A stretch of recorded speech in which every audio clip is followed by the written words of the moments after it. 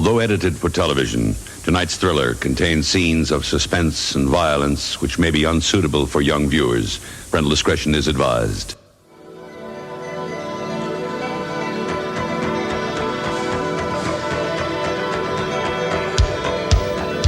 State-of-the-art Japanese animation.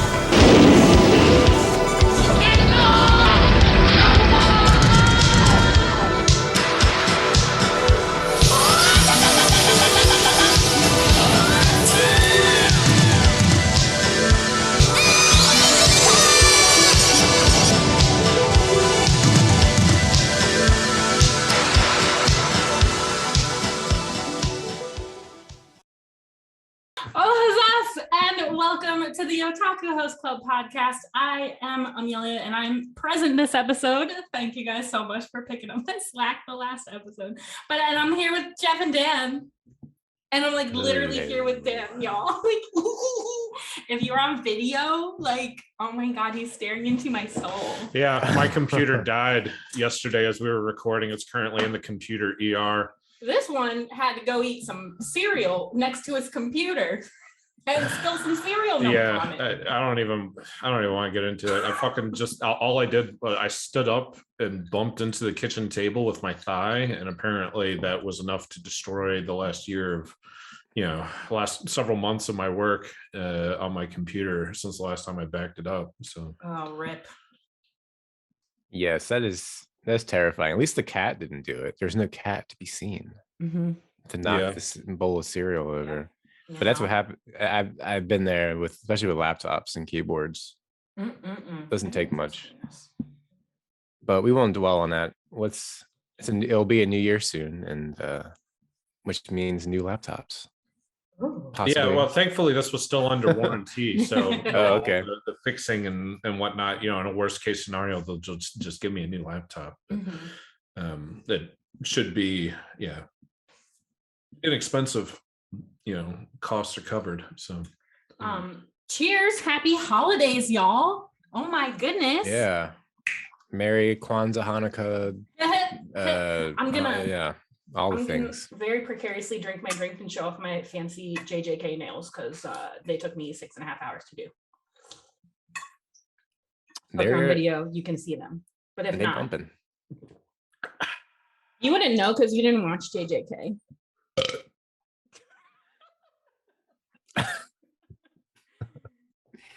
But you know what I did watch? What'd you watch? Guys, over these holiday seasons? What'd you watch? I fucking finished Stone Ocean. Oh, hell yeah. I started and finished it. Fuck, you're doing better than me. I've been rewatching part 5, so I haven't started part 6 yet. Oh, I did that. You did?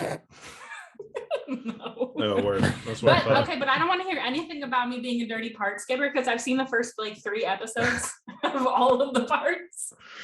Because this one over here, I've tasted them all. This one, I mean, to be honest, might be my favorite. The aesthetics are so good.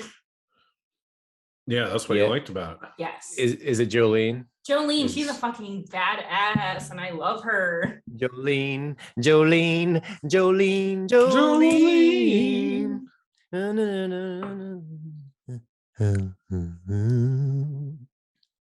Yes, I've heard critiques that part 6 has not as good animation and art style as the other parts.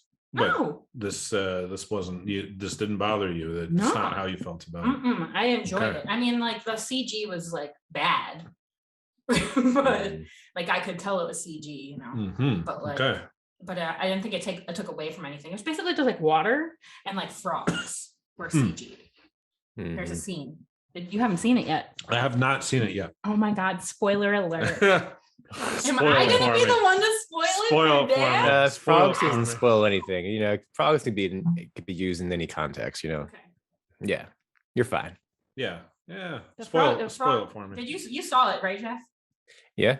Okay, spoilers for Stone Ocean if you haven't seen it yet. But the fucking poison frog scenes were really crazy because they just kept piling up on top of each other. But then and it was all CG and they looked like they were melting. But then the pile never got bigger. Like it looked very awkward. They just kept like flopping on top of each other. And like the scenes where there's like water that's like a beach that's like rolling in like in the end credits, like all that stuff was like I was just like, okay, y'all, I get it. But it looks, you could have just a little bit more time to like smooth out that animation a little bit. But overall story, the way the stands work and like how you use your stand powers, like, oh, so good. I'm like so intrigued by this. Hell yeah. It's so good. I got to get up on this show. Well, Geoff and I are supposed to be talking about JoJo's on January 8th. Rude of you guys to hang out with people without me. Yeah, I know. Oh, I gotta go rewatch all the JoJos so I can be included in the next JoJo's that's why I rewatched part 5 because it's my favorite part. And I was thinking, well, I really should rewatch it, make sure I can speak to it well as to like, this is why it's my favorite part and what exactly I like about it. Yeah, I gotta watch part 6 real quick as well and be ready to talk about it. Well, it only took me like 3 days. It's so good. Yeah, because it's only 12 episodes right now. Yeah. I do hate that on Mal you can't like put it as complete because like it's not complete yet, so it thinks I'm still watching it. Like that pisses me off because I like my lists to be very organized, and having one on my watch list that I'm not watching because the rest of the part isn't out yet, it makes me infuriated. Yeah, I don't know when the next half's gonna be. But hopefully I don't have to wait too long. How was your holiday, Geoff? I can't complain. Did some brunches and brunch. No, I didn't do I didn't ask for any anime related gifts and I didn't receive any. But I got a concert ticket to see L'Empress, this French band coming up soon. Oh, cool. Oh yeah, where are they playing at? I want to say 9:30 Club. Oh, fun. Yeah. So I'm excited about that. Got a Korean cookbook and some other books. Got the Dune book, the first Dune book. Even though I've already read it, but I guess we want to reread it, so yeah, why not have a physical copy? I gotta grab all my parents' Dune books. But the OG. Yeah. OG books. Yeah, they got OGs from back in the day, or earlier press runs or whatever.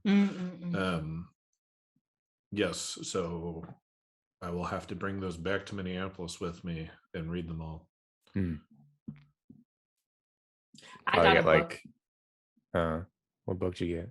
It's called Esperanza Rising. Espo who? Because my middle name is Esperanza, because I'm a little bit Mexican. And my mom was like, I got this book for you, and in case you want to learn about your culture and where your name came from. Oh, that's cool. So it's like a young adult book about like a Mexican family that gets torn apart, which happened to my family. You guys were torn apart. Yeah, not my family, but like my grandmother's family. Oh, word. Yeah. Tough. So I thought Esperanza was the like made up language that was supposed to become the universal language. What? For real? Yeah. Do you know what I'm talking about, Geoff? It's the language. It was like a artificially constructed language that was supposed to become the worldwide default language, so like worldwide politically correct default language, because it would not be tied to any particular culture or nationality. So it like rises above. So like supplant English. Mexican. Yeah. So maybe I thought it was called Esperanza, but it's a dope ass name. Just saying. I'm gonna look this up real quick. Actually, this sounds vaguely familiar, Dan. This universal language. This is a real thing, and I know that this exists, but it just didn't catch on that far. Wow. I'm using my my wireless charger as a coaster. It was meant for that. So sorry. Esperanto. Oh. Esperanto. Esperanto. The male version. Yeah. It was intended to be a universal second language for international communication. All right, well, I'm already halfway there. Yeah. Anyway. Yeah, Christmas. So, Do we have any so I guess this stories? episode we're going to be talking about all the fun stuff that happened this year for our podcast, for ourselves, and for anime. But before that, I want to give a shout out to everybody who's been listening to us over the past year and a half, however long we started this thing, because without you guys listening and hanging out with us on our Discord and interacting with us on our Instagram, we would not be here. So big round of applause. Thank you guys so much. We love all of you. Yeah, it's very kind of anyone to give their attention and their time to us. And yeah. we hope we'll continue to be interesting and entertaining to everyone. Yeah. Yeah, of course we want to meet you. We want to greet you. That's part of why we do this, is to, you know, be part of a community and part of a you know, circle. And yeah, so never be shy. Come find us at conventions, find us on Discord, find us over the email, and you know, tell me how wrong I am. And, you know, and I'll say that's my job, though. Yeah. There can be more people than just you. Yeah, if anyone's listened for the last year, I'm begging to meet you. Yeah. Not in person necessarily, but just I want to know, like, if you've listened for the entirety of the past year. So you gotta talk to me and Amelia first. But not Geoff. If you can make it past the two of us, then you get to talk to Geoff. There's a paywall, and the paywall is conversations with the two Geminis. If you can survive an entire conversation with us, you can talk to Geoff. Like the boss battle. It is. I mean, we could talk for literally ever. Yeah. For real.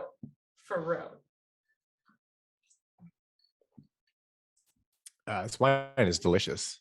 So is my whiskey ginger. That's a real whiskey ginger this time, because I made it with ginger beer. Yes. Cheers. Whoever else is drinking right now. Yes, you should. I mean, drink responsibly if you want. Yeah, don't drink and drive. Don't drink and drive. But we're here to have a good time tonight. We're here to reflect on everything that you know, we've gone through throughout the year. There's been some amazing anime that we're going to get into, and we're going to get into some favorites of our Discord and Instagram followers. So stay tuned for that. And yeah, let's have a good time tonight, guys. Because we were supposed to have a good time last night, and I had 2 beers. And it's 4:15 p.m. today. Yeah, we were supposed to have a good time last night, but instead I had a devastating night. You called it the blue screen of death. Yeah, I had blue screen of death, and then my computer wouldn't turn back on, and I just took it straight over to Best Buy. Oh, what for Mac is our? What's Mac's no folder with the X sign? Yeah, I don't know what they call that. You never owned a PC though, right? Nah. Amelia? Nope. Yeah, I don't know what would what would be the comparison, the Mac comparison, Apple comparison. I did have a PC for like 4 weeks because I built one. And then cool. And then I never streamed. I built it to stream on for Twitch, but I never streamed on it. So then I sold it to somebody who wanted a computer really bad and was actually going to use it. They used it for WoW. Not bad. Yeah. Okay. Billy. You all know him. His name's Billy. Yeah, I remember Billy. So this was your introduction into building and selling computers. Yes, I enjoy it so much. I do want to build a PC, but I want to partition it so that half of it is Mac and half of it is PC, because like the Macs now are so hard to upgrade. It's like ridiculous. Like you used to be able to take a Mac apart no problem, but now with the screens that they have, you have to buy like a double-sided stick tape like kit to put it back together, because literally the only thing that's holding on the screen to the back of the computer is double stick tape. Sounds like my car. It's falling apart. Oh no. Really? Your new car? Yeah. Side curtain. The side skirt. That's what it's called. Yeah, on the left side is peeling off, and apparently it's like a thing that's happened with this exact model from this exact year. Like they ran out of fucking tape in Italy or something. I don't know. The strength of the tape is weak. Right. Oh, that's a bummer. So I ordered some. No, that's okay. I ordered some. It should be in the mail, and I'll do some car work. Okay, so that's not bad. Car work. Car maintenance. Yeah, car maintenance. Car work, car maintenance. All right, shall we get into our favorite animes this year, guys? Yes. Yeah. Let's do it. Okay, so the preface of this is like, because Dan doesn't watch brand new anime as much as me and Geoff watch brand new anime, that it could be any anime that you experience. Oh, but I wrote down of the year and things that I watched this year. So I do have both. Yeah, I have both. Because on the show we do watch some brand new stuff. Yes, we do. And I'm very upset that Wonder Egg isn't on your list. It just didn't really resonate with me all that much. Yeah, but Madoka is. They're the same thing. They are not the same thing. I'm just kidding. They're not the same thing. I swear. Okay, so I don't want a round table. I just want to shoot off some stuff. All right. So my number 3. I have kind of top 3s. Oh, he's top 3'd it. He's got a list. Top 3'd it. Yeah. So I don't have a top 3. I have a top like 8. Damn, girl. I have 8 things I loved. That's a lot of love in your life. I have so much love to give. How many shows did you love this year, Geoff? Yeah. Good question. I can't quantize it. I'll say around 5. Okay. Okay, Dan, go. Wait, should I go? You might as well go because you got the most. Yeah. Okay, so brand new shows this year. The first one, the most that I loved, oh my gosh, is Mushoku Tensei, Jobless Reincarnation. Didn't watch it. I know. Geoff, I don't think, did you watch it? Mm-mm. Oh my gosh. Okay, so Jobless Reincarnation is an isekai that was written before SAO. It's like not like the first isekai, but like it's like the isekai that's like should have gotten big before SAO, because like it has all of the isekai tropes, but it does it so completely well that like I could not even believe when I was watching it, because I personally don't like the fantasy lands that are of like medieval and like knights and swords and stuff. I just don't really like it unless it's done extremely well. And I guess like the isekai like trope is also something that like I'll overlook these kind of like fantasy lands, because I know that the person has experienced our land or like our time zone. But so this man he's like a neat, you know the deal. He's a neat 30-year-old nasty otaku. And he gets reincarnated as a baby, and it starts off as him like having to literally grow up as from a baby with a 30-year-old man like mind. Oh, I think we've talked about this on the podcast before. I tried, like it's good, that's why. But like, so it does every single isekai trope, but it does it so extremely well, and every single character is important. Like you'll think that this character isn't really that important, so you don't really like pay attention to it, and then like 4 episodes later it'll come back and there'll be an extremely like important character to the story.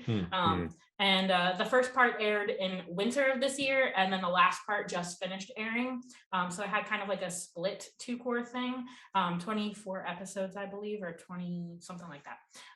But yeah, literally, if you like isekai, then this is like the isekai that restored my faith in the genre, because it was so good. Okay. Like big words. Oh my gosh. It's just so good. The boy that you follow, you're following him from like baby to like kind of like young adult and everything that goes with it. And then also some crazy thing happens at the end of the first part that totally throws his world off kilter. And he at his core is a NEET, and it still deals with all of that kind of thing. So it doesn't like disregard that he has come from a different world. It like reintroduces that concept every chance it can. Oh, it's just so good. I love it so much. It's my favorite. I was like, I would binge like 4 or 5 episodes at a time because I loved it so much. Like I didn't want it to end. So I would wait for like 4 episodes to air and then binge 4 and then wait for 4 more. And I'm so excited because I'm pretty sure that they're going to adapt this entire story. And I feel like it's only like just started at this point. The animation is amazing. You can tell that there's like a filter over top of it because it's done digitally, obviously, but it looks hand done. There are like parts of it that look hand done. And I think that the studio has done a really good job of doing digital with the intent of making it look hand done. If you know, like, you know, like it looks like the time it was written, like the animation of the time that it was written, if that makes sense. It is so good. The story is amazing. I love all of the characters. They're so cute, and they grow so much over the period of the anime. And like the thing that's the coolest part is there's an OP, but there's not an actual like song and animation that comes with it. It plays the opening song over top of animation. Sometimes they talk in it and sometimes they don't, but you get a lot of exposition in those those 2 minutes that build the world up for the characters and for you as a viewer. So you get like almost like an extra 3 or 4 minutes of content, and they shove so much in every episode. It's just like so many things happen to these characters and you're just like rooting for them the whole time. Not bad. Yeah. Top anime of the year. I love it. I love it so much. And the main character, he makes anime figures of the people in his life, and it's so cute. And you can buy these figures, I assume? I don't think so. I think the merchandising for the show is like not great yet. I think there's one really nice like Eris figure. She's like one of the main girls in the second part. But anyway, that was a long. I talked about that forever. All right, now excited.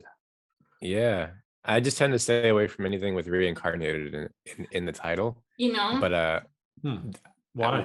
I'm biased. I don't know. Yes. Maybe I just assume it's going to be an isekai, and this not that I don't like one, isekai, but it's just this one is good. Okay. If there's one that you would watch, is this one? It is this one. Okay. And I've made you guys watch No Game No Life. This is not No Game No Life.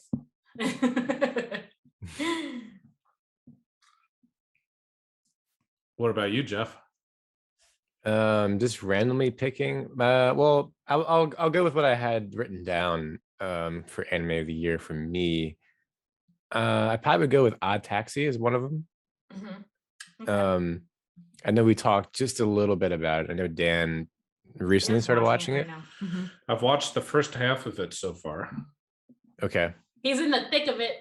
He's in the thick of it. But he's in the thick of it. It's not really ranking for me. I understand. No, okay. Go ahead. I understand why it is objectively great, but it's not really emotionally hitting for me. You haven't gotten to the greatest part yet.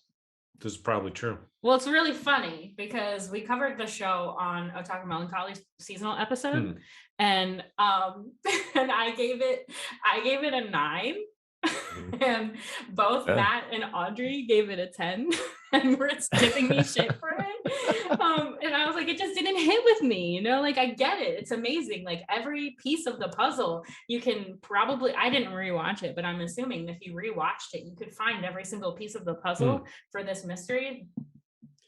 Well, I think going into things with no expectations is a big part of experiencing media, for me at least. Yeah.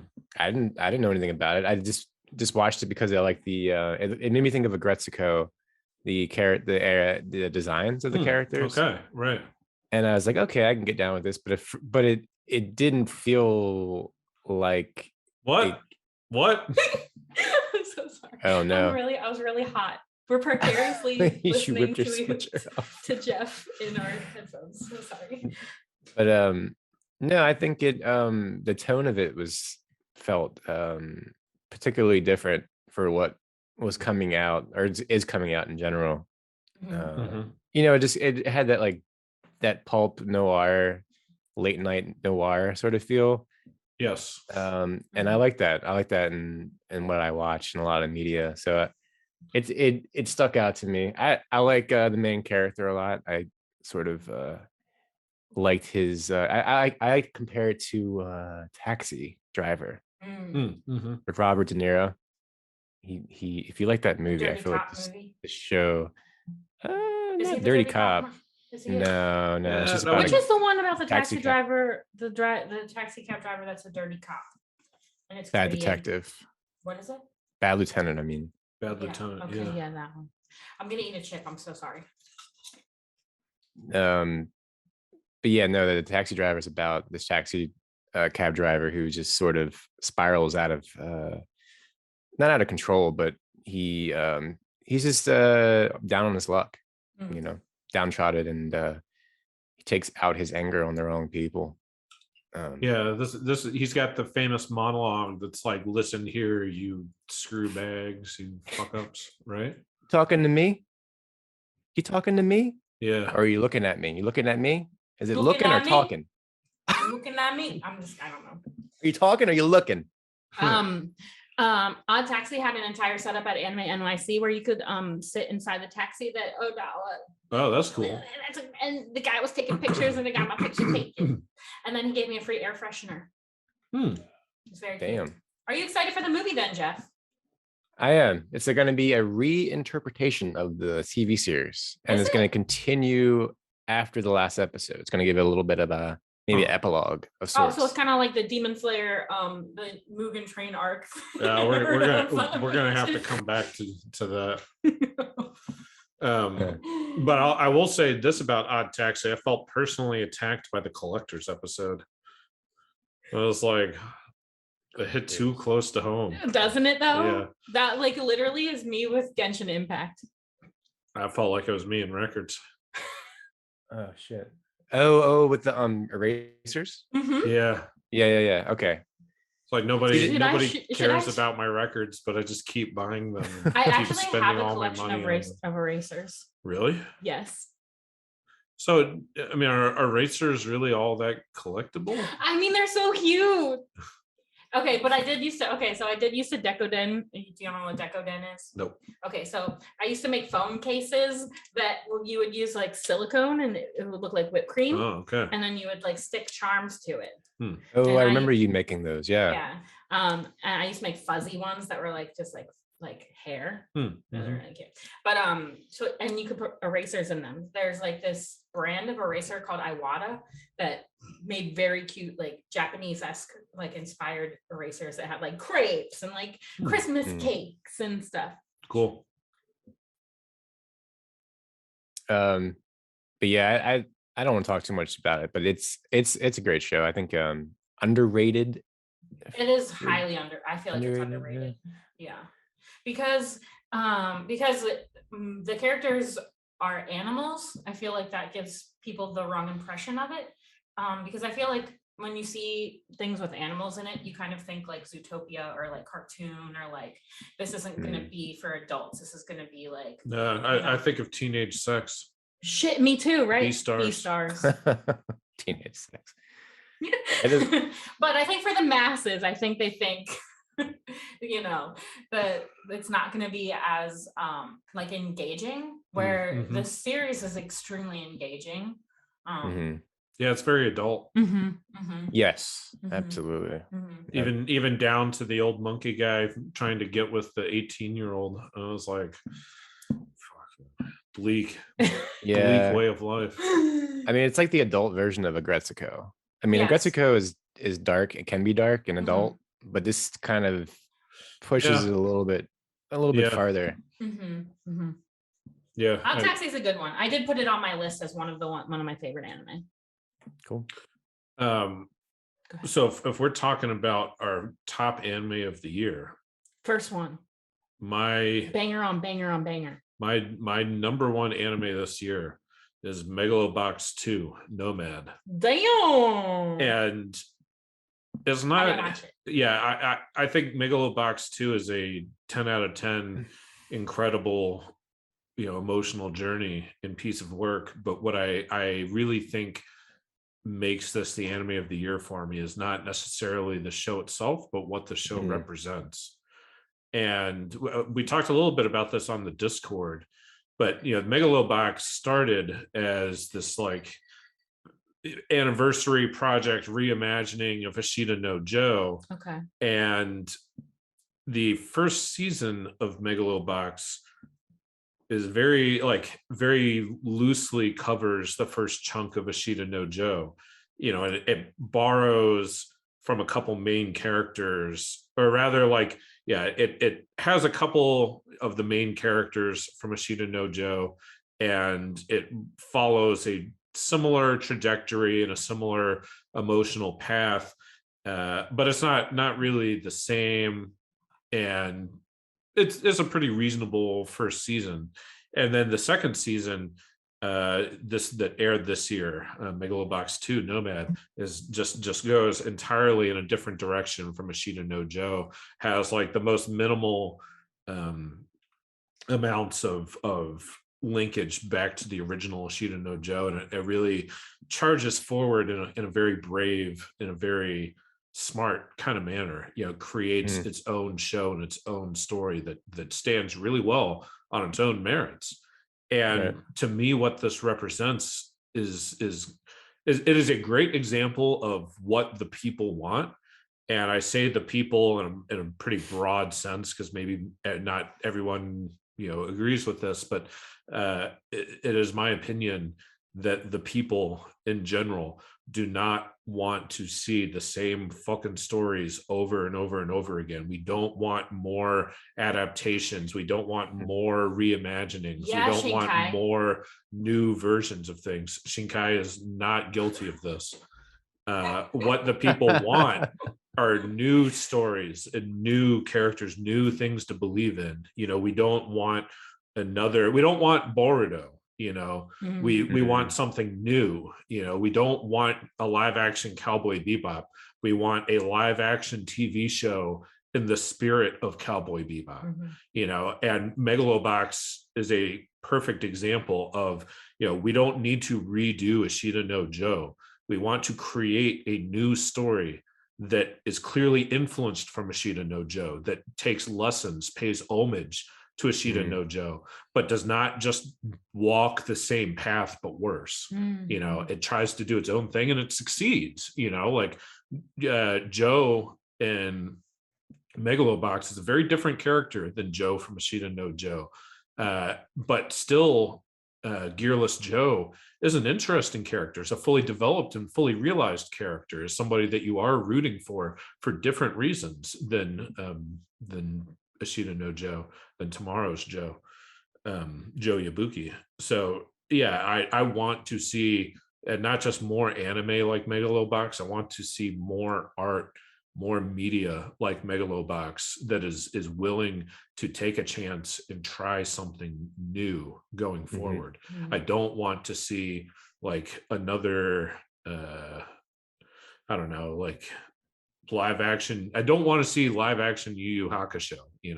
I want to see a new television show that borrows from Yu Yu Hakusho but is its own thing. And I want that to be clear. They didn't call Megalo Box Ashita no Joe the future or something, like it's its own thing. It's got a different name. Yeah.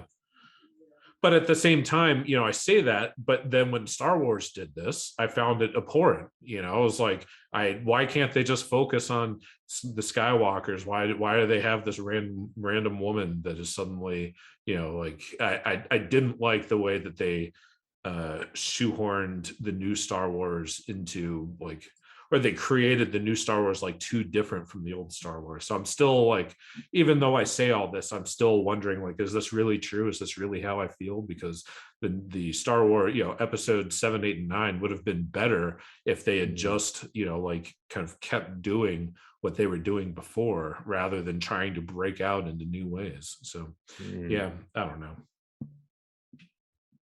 Yeah, they could have did like the High Republic book series and adapted that instead.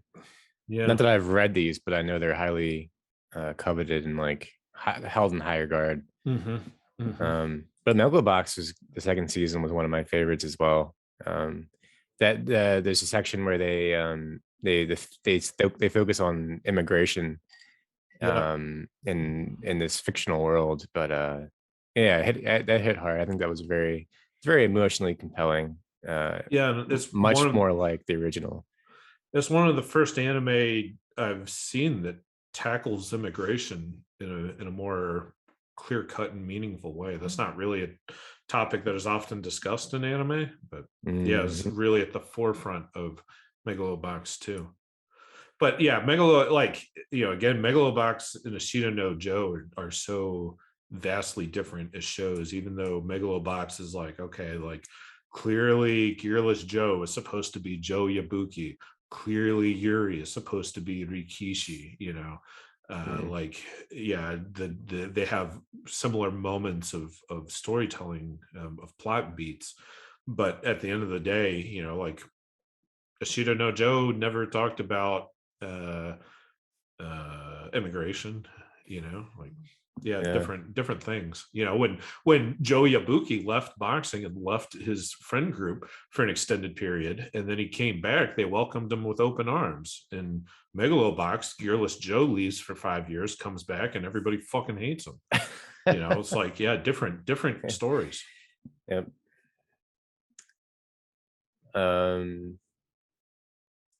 Yeah, we're not doing roundtable. Let's What do you want? What you got? Jeff?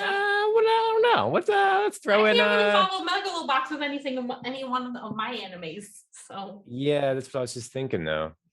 I'm like, damn, that's on my list. So you go ahead, Amelia. Okay, well, as much as I really didn't like the ending, because I feel like they could have done a lot more, I really did love Wonder Egg, the beginnings of Wonder Egg.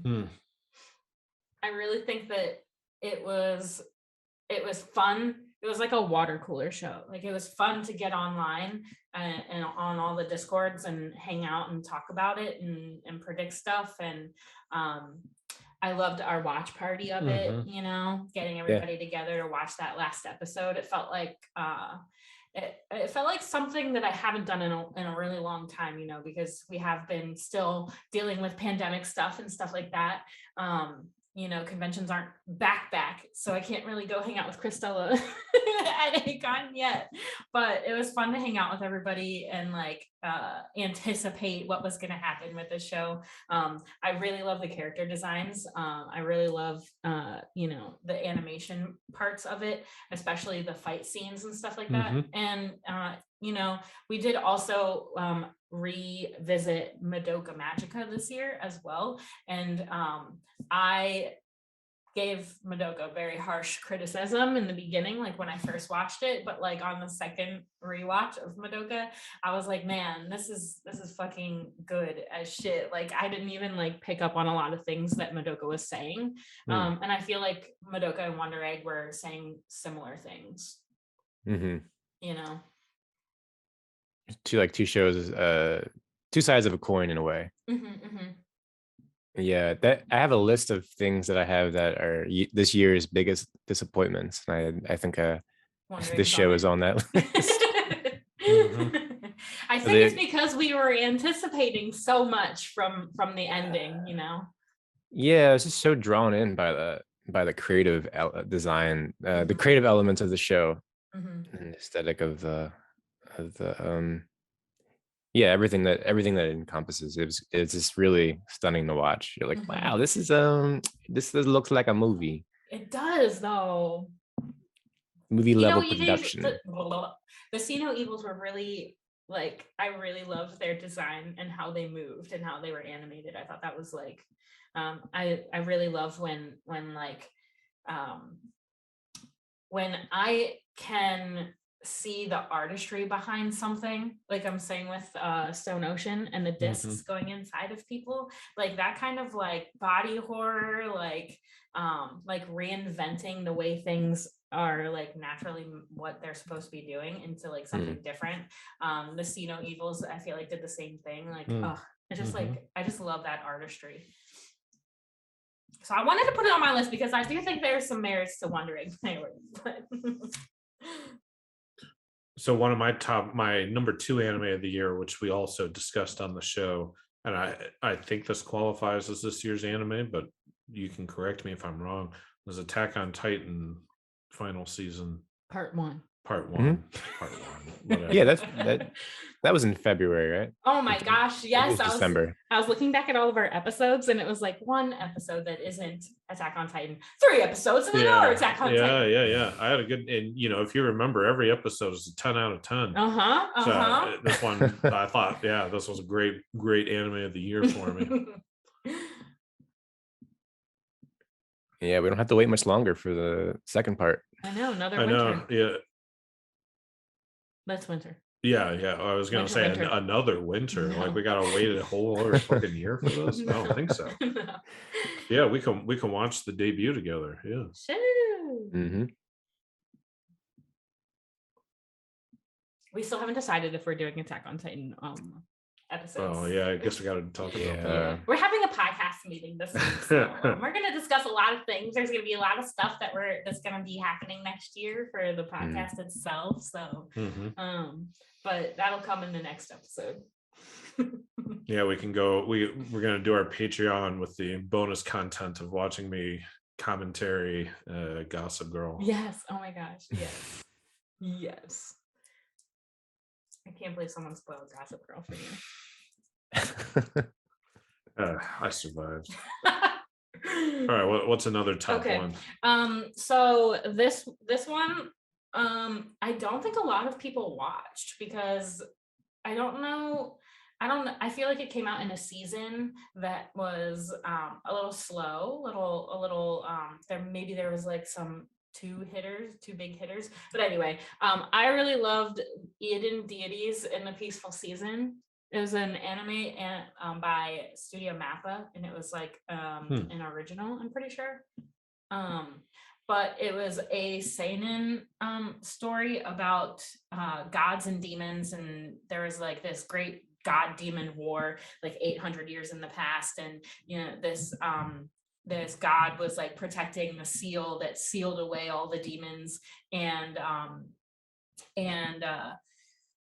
they found there's like this evil organization faction made up of like random ass people that they found a bunch of like demons that weren't sealed. They had been like preserved in the ground, and they were trying to reanimate them so that they could take over the world again. And it was just like crazily animated. The character designs were like, I really love them. I think they were pulled from a lot of different shonen, and you can kind of see their inspiration.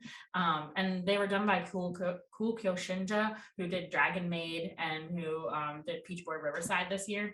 I think if there's any anime that you're going to watch, obviously watch Dragon Maid. But this one that he did the character designs for was so cool. It was just like kind of like subverting the shonen tropes, obviously, because it's like a seinen, but like there was a lot of blood, a lot of gore, hot chicks, and I think there's a couple controversial scenes, but I think I think they did them tastefully. But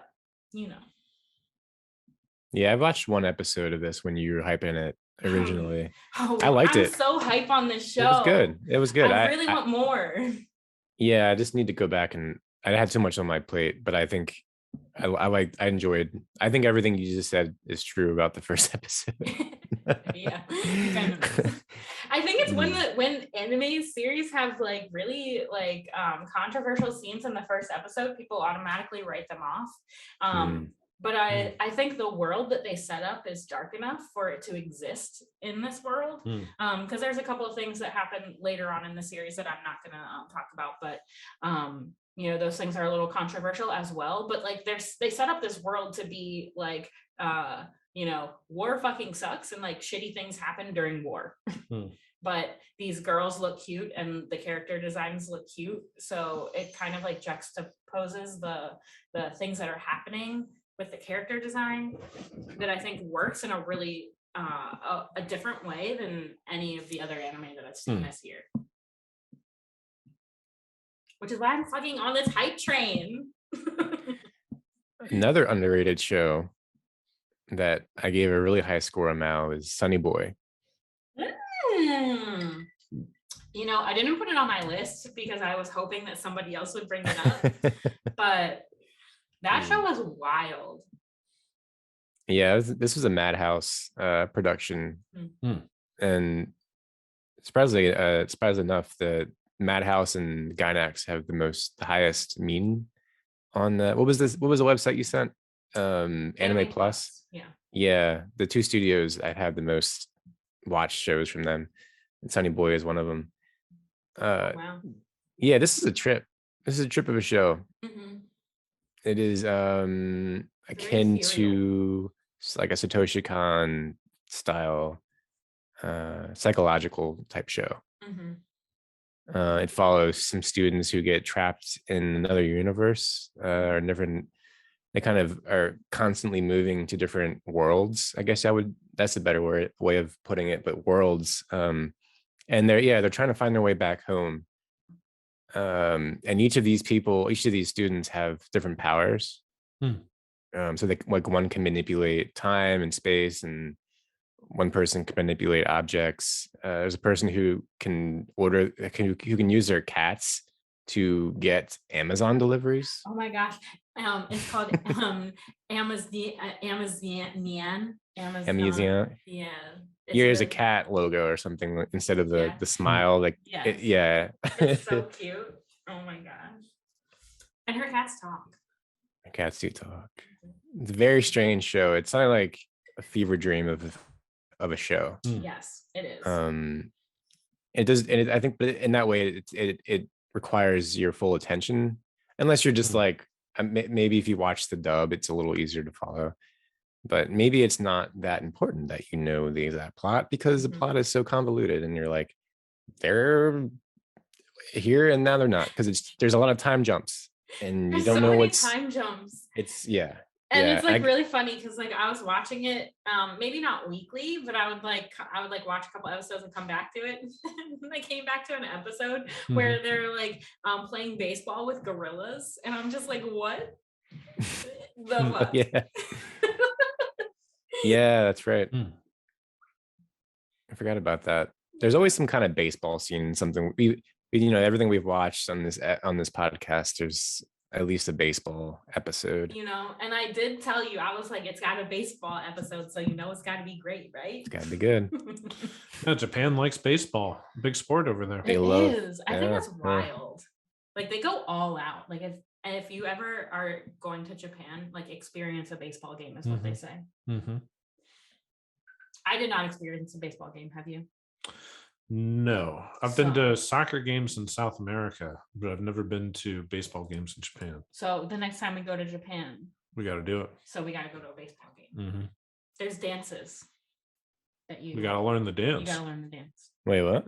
Each team has a different dance? Yeah, each team has different dances, and the fans will do the dance with you buy the things like the pen lights and stuff. Huh. Yeah. That's cool. Yeah. It's a whole production. I can do it. I took dancing classes at the gym, a dance class at the gym. Okay, you went from dancing classes to a dance class. Took a dance class at the gym and knocked out my knee, and I couldn't go to the gym for the rest of the week. Really? Yeah. What kind of dancing was it? Oh, it was like a half cardio, half dancing. Like a Zumba? I don't know what a Zumba is. Like jazzercise? Yeah, not really. I don't think. So this young woman said she normally taught little kids. This was her first time teaching adults. So it was like a lot of jumping around and various like spin and But yeah, I mucked up my knee. Dang. Oh, you have sensitive knees. I got bad knees. So, yeah.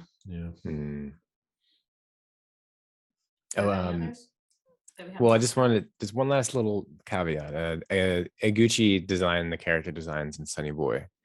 There's this illustrator in Japan that was became famous in the 80s and the 90s.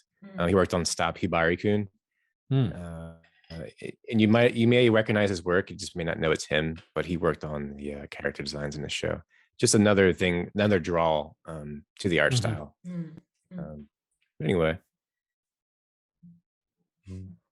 What else is there? So today, I just finished Blue Period. And that made it onto your list. And it did, because oh My God, Blue Period is such a blast from my past. I love seeing this boy succeed in his artistic endeavors, and it's so amazing because like this shit I never thought about when I was going to art school.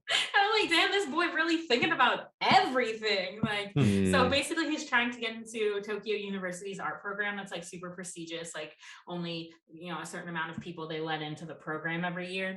And he's a first-time artist. He hasn't really like done this too much. He's done it in like art club and like, and now he's like doing cram school, like art cram school.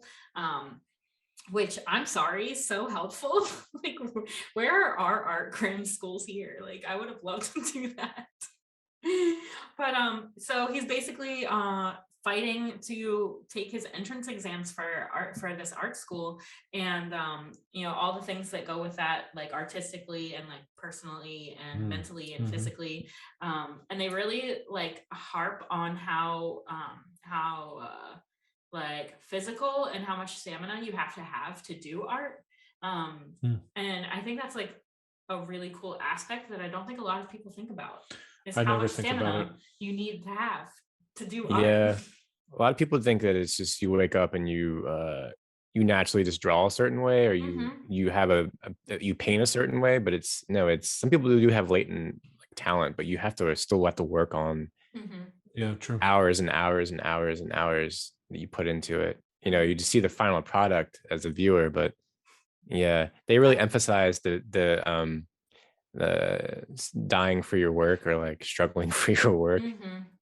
It is kind of true, a little bit true. Pain and suffering. Because to be honest, I would literally probably not eat at all until I got home from class that day. We would have like an hour break, but even I would get home and I would be like, there's no time to cook anything. I'll heat up a grilled cheese Uncrustable and then I'll go back to class. I did not treat my body well.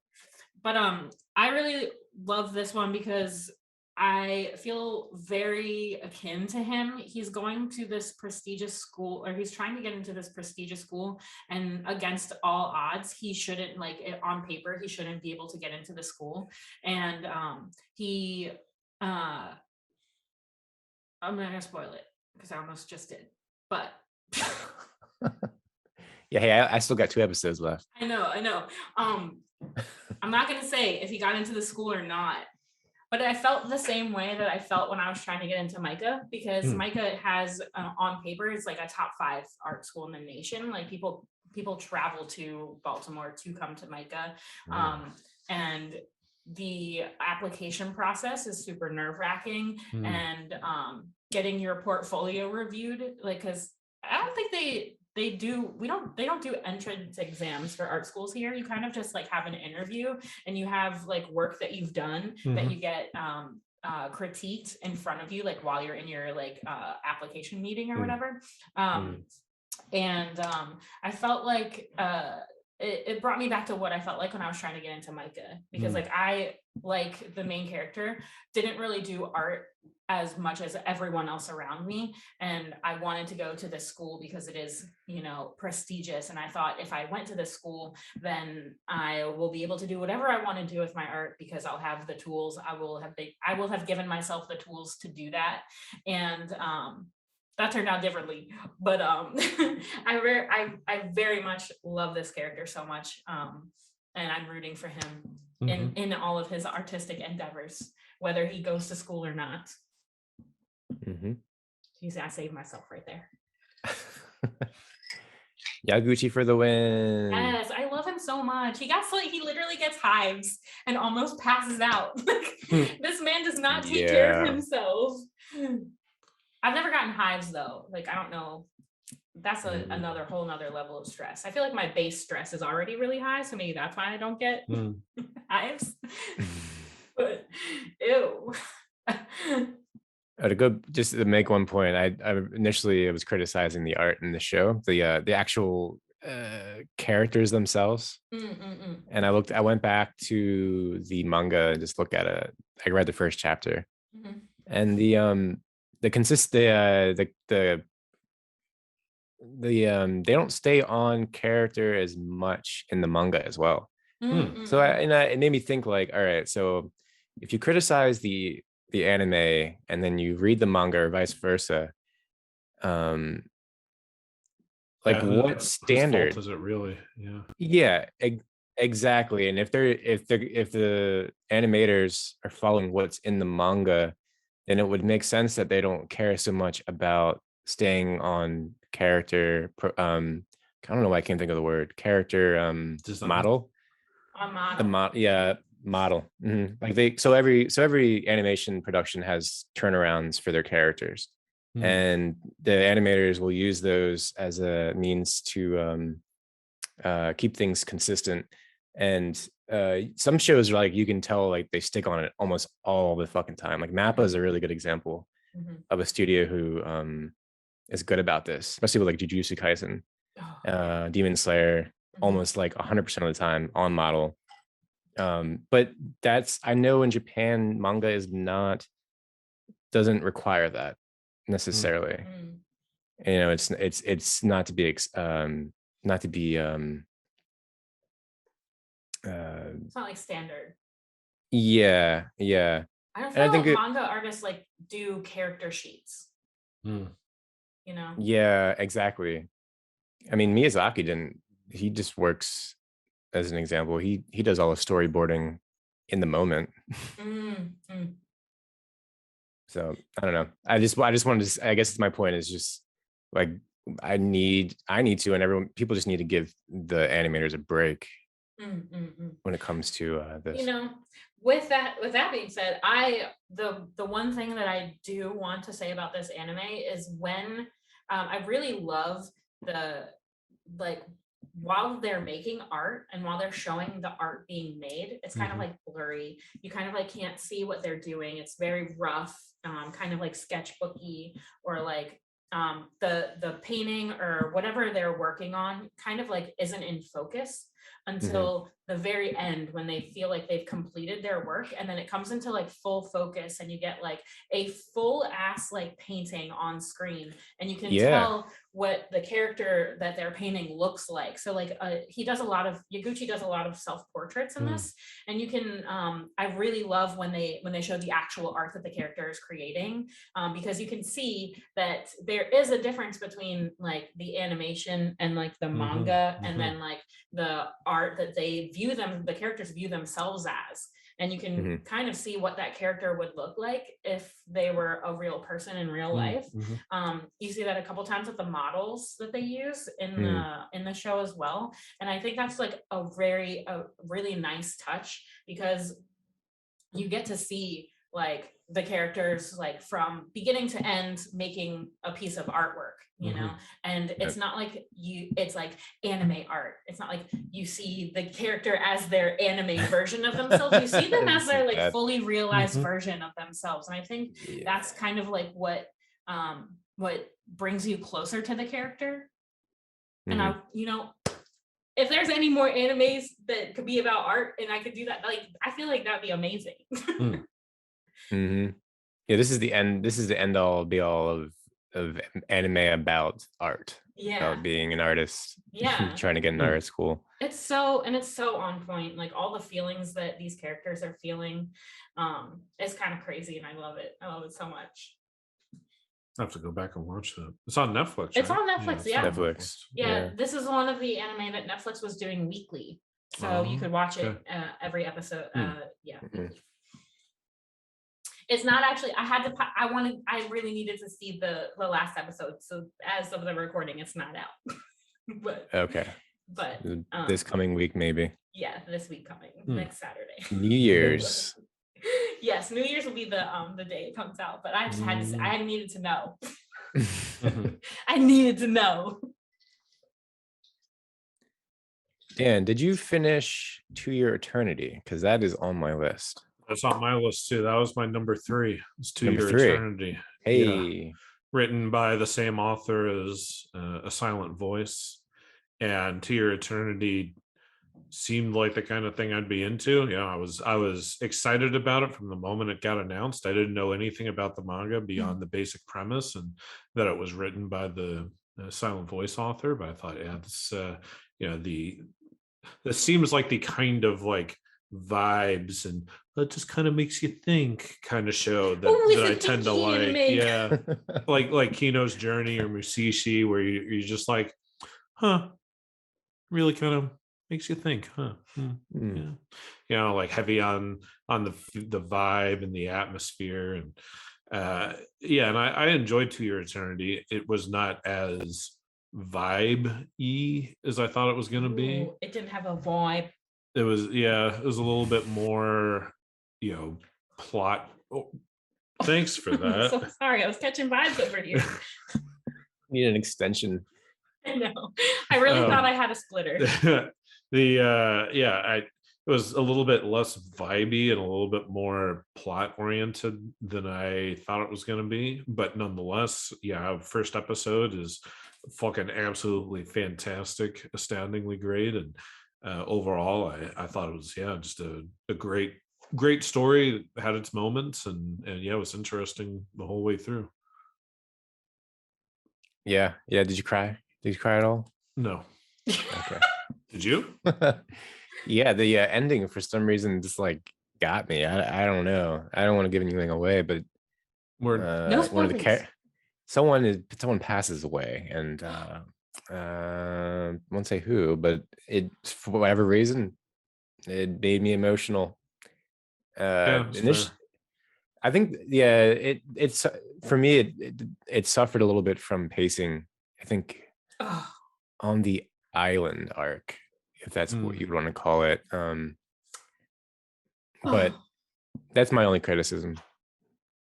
Yeah, I think it was good. Overall, well-written show. I don't think it was my great. vibes. No Wasn't your cup of tea? Not. I couldn't get into it. I gave it 6 episodes. It's 24 episode, right? 20. 20? Yeah. So I gave it more than a quarter. I mean, it's an epic, but it didn't. You had an issue with that, with the rules of the world. I did. I love rules of the world. Like Wonder Egg Priority sets up their rules of their world very well. What did you not like about To Your Eternity's rules of the world? They just weren't concrete enough for me. It felt like they broke their rules all the time. So like in the beginning, like it's supposed to be, I know he's supposed to be a little orb that like grows on the moss and then somehow becomes sentient because a wolf lays next to it. But like you had to touch the moss, but then you don't have to touch the dog. Dog touched it. Did it lay on it? Yeah. Well, anyway, so then but the dog dies, and then but it doesn't die, it doesn't lay on the man. But I then see, no, it doesn't. It lays right next to him. It's like right next, he's in the chair, the dog's next to him. Yeah. So then I was like, well, if it doesn't have to touch, then what's the point? Because you just had touching every other instance of this orb and it doesn't touch, but then it's like, oh no, it's not touching, it's the sentimental feeling you get when things happen to you. And then I'm like, okay. So then later on, and this is all in the first 6 episodes, so it's not like spoilies, but so then later on he like turns into a human and he doesn't speak and then reverts back to the dog and speaks through the dog. And I'm like, dogs don't even fucking have vocal cords to speak through. How are you speaking through the dog? Why wouldn't you speak through a human? Because clearly you have the ability to speak as a human. Are you thinking when the dog says thank you? Yep. But I think at that point he hadn't really established the mental link between forming the words versus speaking. That is to say that like he hadn't, Fushi hadn't really gathered that like human beings communicate through language. But and we literally all talk. The girl was talking to him the whole time and she was teaching him how to speak. Yeah, but that's when I was like, but then when he's a dog, he and he go, thank you. Yeah, well, and I'm like, what the fuck? Because the kid, the ice kid, teaches them. He says, oh, you should. Oh no, it was Machi. Machi, is that her name? The little girl teaches them to say fucking thank you. Annoying little girl. Yeah, too. I'm sorry. little girl teaches them to say thank you. She annoyed the fuck out of me. Oh my god. I liked her. I know everyone liked her. I did not. I like her little stuffed animals. I did like that part. I was like, that's a bitch I can get with. But then she was just so annoying. She made me think of like a Ghibli character. Yeah, a little bit. She kind of made me think of the girl in Lilo and Stitch.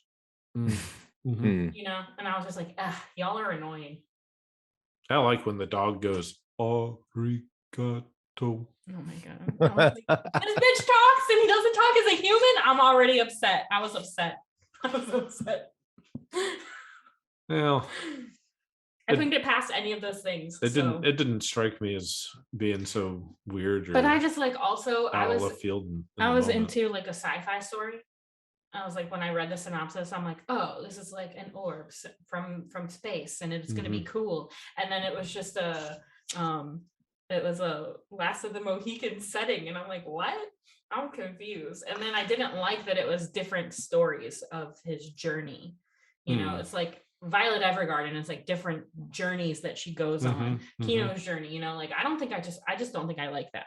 Oh, okay. That's that kind of storytelling. I was gonna say if you want true consistency in storytelling and world building, you really ought to watch Legend of Galactic Heroes. Oh, should I? Yeah. Should I do that? That's where the consistency is. Did you hear that, everyone?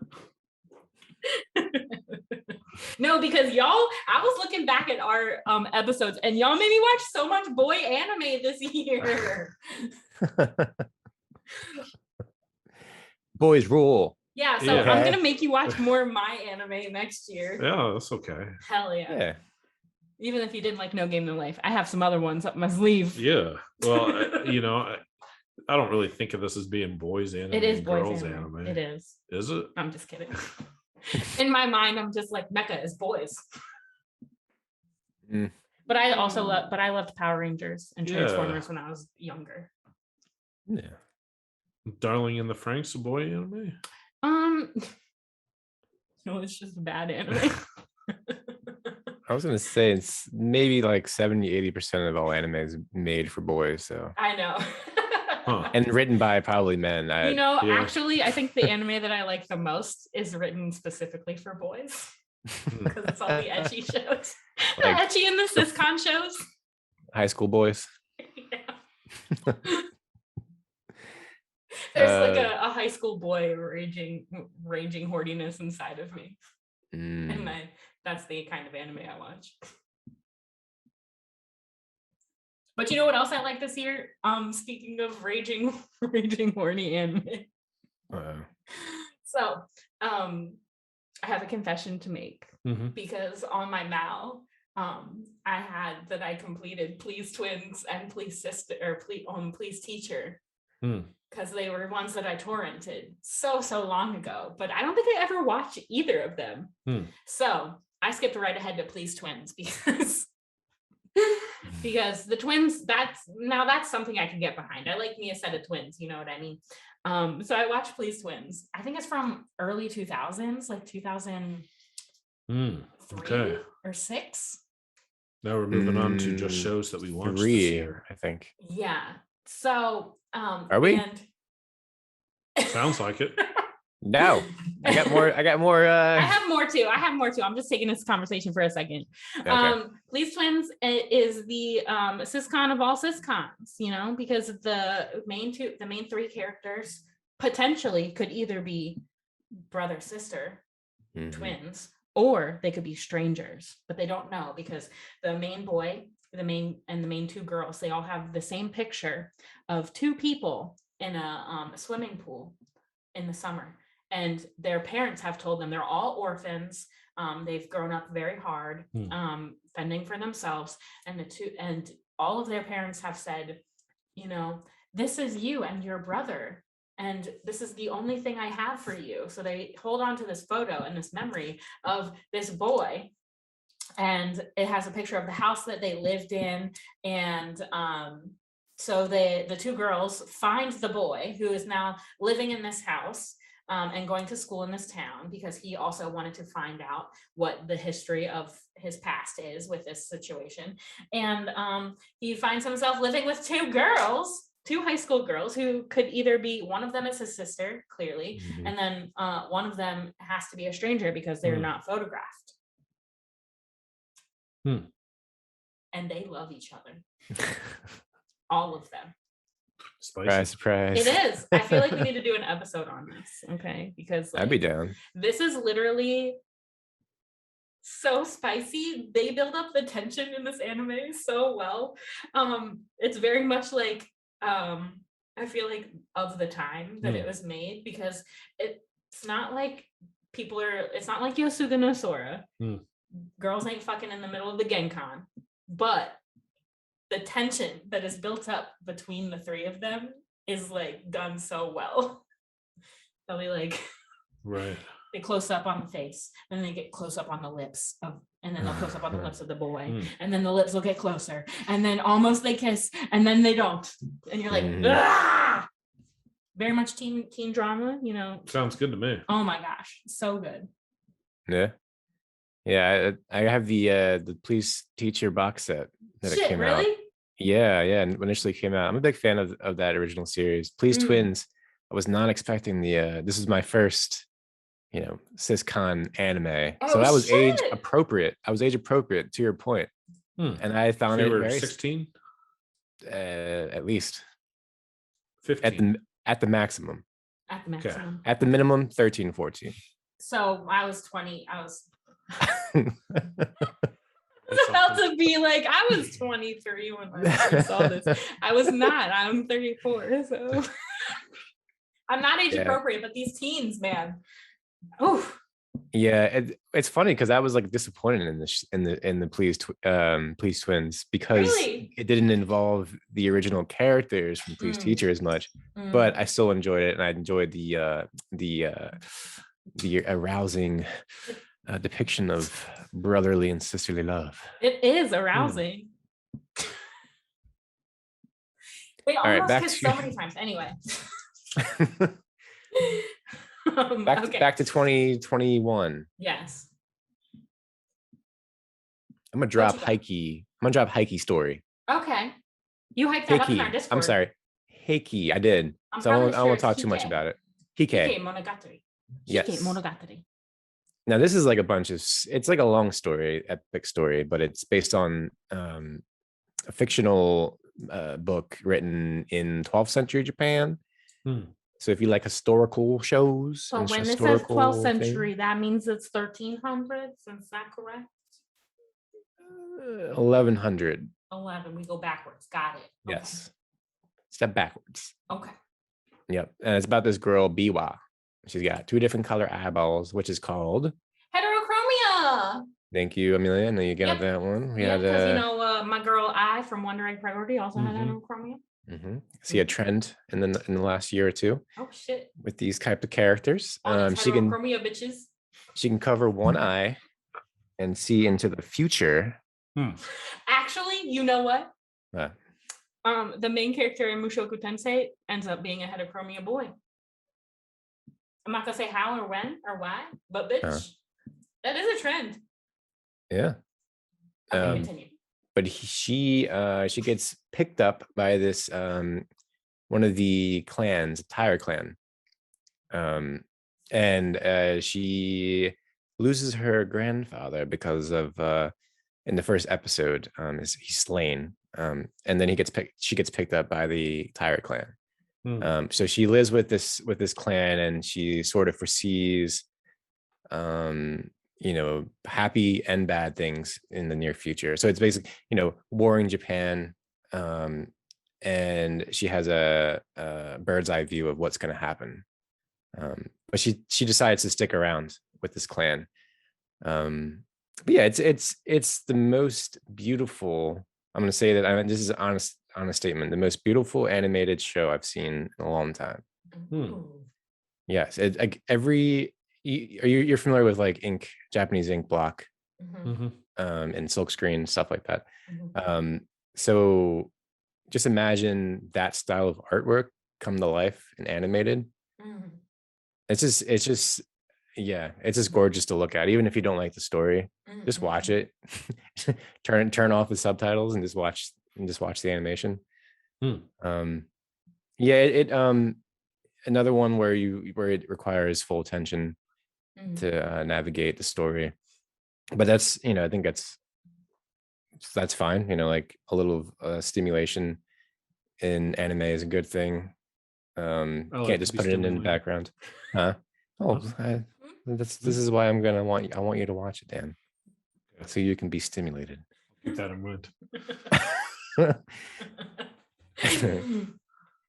Yeah, it's only 11 episodes. You could potentially binge it. It's Science Saru. We talked about Science Saru in our Star Wars Visions episode. We love them. Yeah, Yuasa's little studio. Yeah, they did Isaac-en. Yeah. They did something else too that was really good. I was gonna say they did something else that was really bad. That little Star Wars short about the robot boy. They did. That was one of them, though.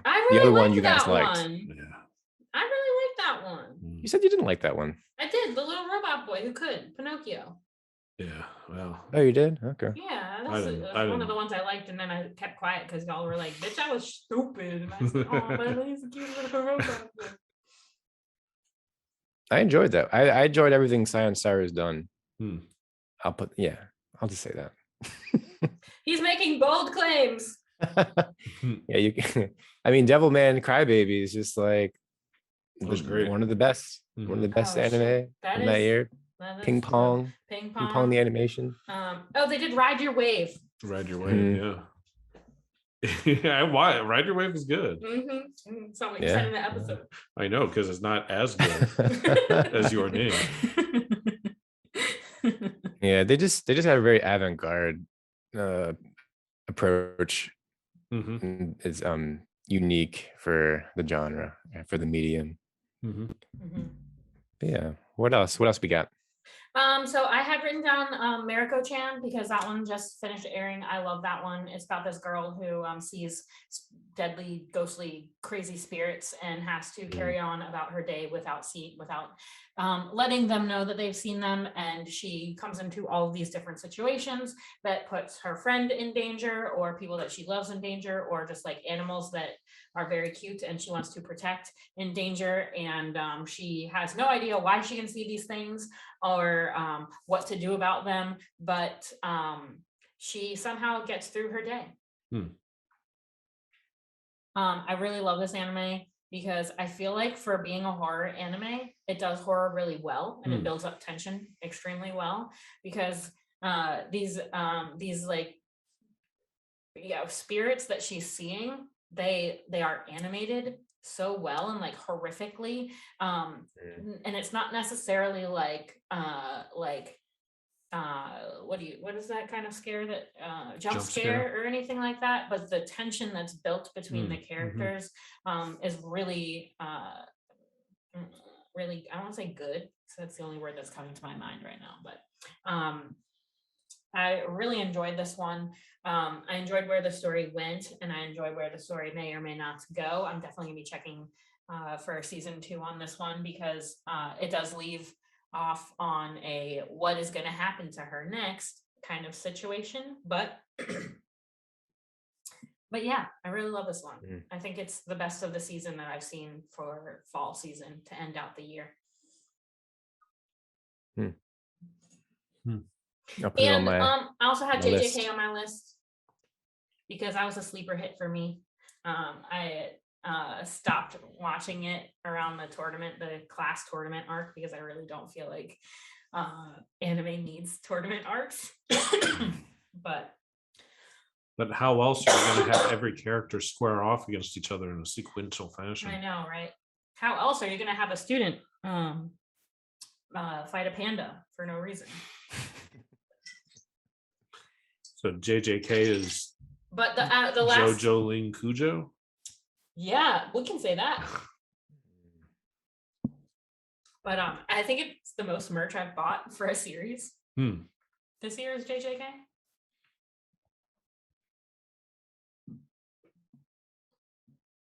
Does that lead us into the best anime merchandise we got this year? Sure. Yeah. I just want to mention Super Cub. Oh shit. Okay. Mention Super Cub, and then we're gonna go to Discord and Instagram. So Super Cub mentioned this in previous episodes. Super laid back type of show, a slice of life about riding a motorcycle. Yeah, well, I still gotta scooter. watch it. It's on my radar. Yeah, we'll call it a motorbike. Let's call it a motorbike. Yeah, it's hard to put into words, but it's sort of kind of show that you can just throw on whenever, like especially if you're feeling melancholic or sad or whatever, or you just need a dissociation in anime. It's not like super having a brain fart. It's not completely yeah, you could say that. It's not like the most exciting show in the world. There's not a lot of action. It's very mundane and sort of like I'm just riding my motorcycle to school. That's what you're gonna get out of it. Well, but it's all these vibes. It does. Yeah, speaking of vibes, yes. And you got, they throw in like classical music in it, and it's sort of so you have classical music with beautiful landscapes, and that speaks to a certain part of me that I don't know where I'm going with the statement. But I don't know, it just works. No, it's just vibes, just straight vibes. Just straight up vibes. Yeah. It's high on my list of things to watch. I'm gonna start it when I finish Odd Taxi. I wish I was kind of off the anime train for a little bit this fall, but this is one that I'm certain I'm gonna like a lot. Yeah, it's a meditation. Maybe it's what I'm trying to say. But it's been a while since I watched. This was back in April, so it's not as fresh in my mind. I think the character designer for Super Cub has an anime that they are also character designing for that's coming out during winter. Okay. And I have to mention Ranking of Kings.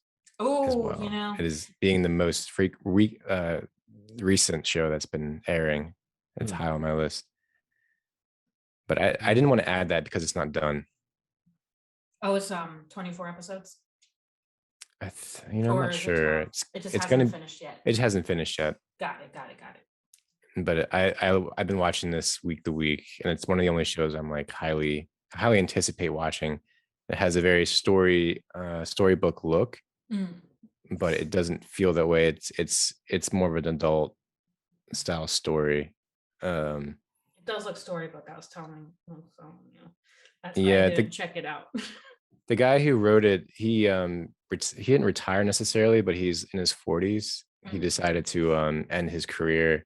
His more of a like typical Japanese standard job, where he's making good money to work as a manga creator. So I think that was really interesting in that regard, like how it informs the way it's written and some of its themes. It was high on a lot of people's lists this year.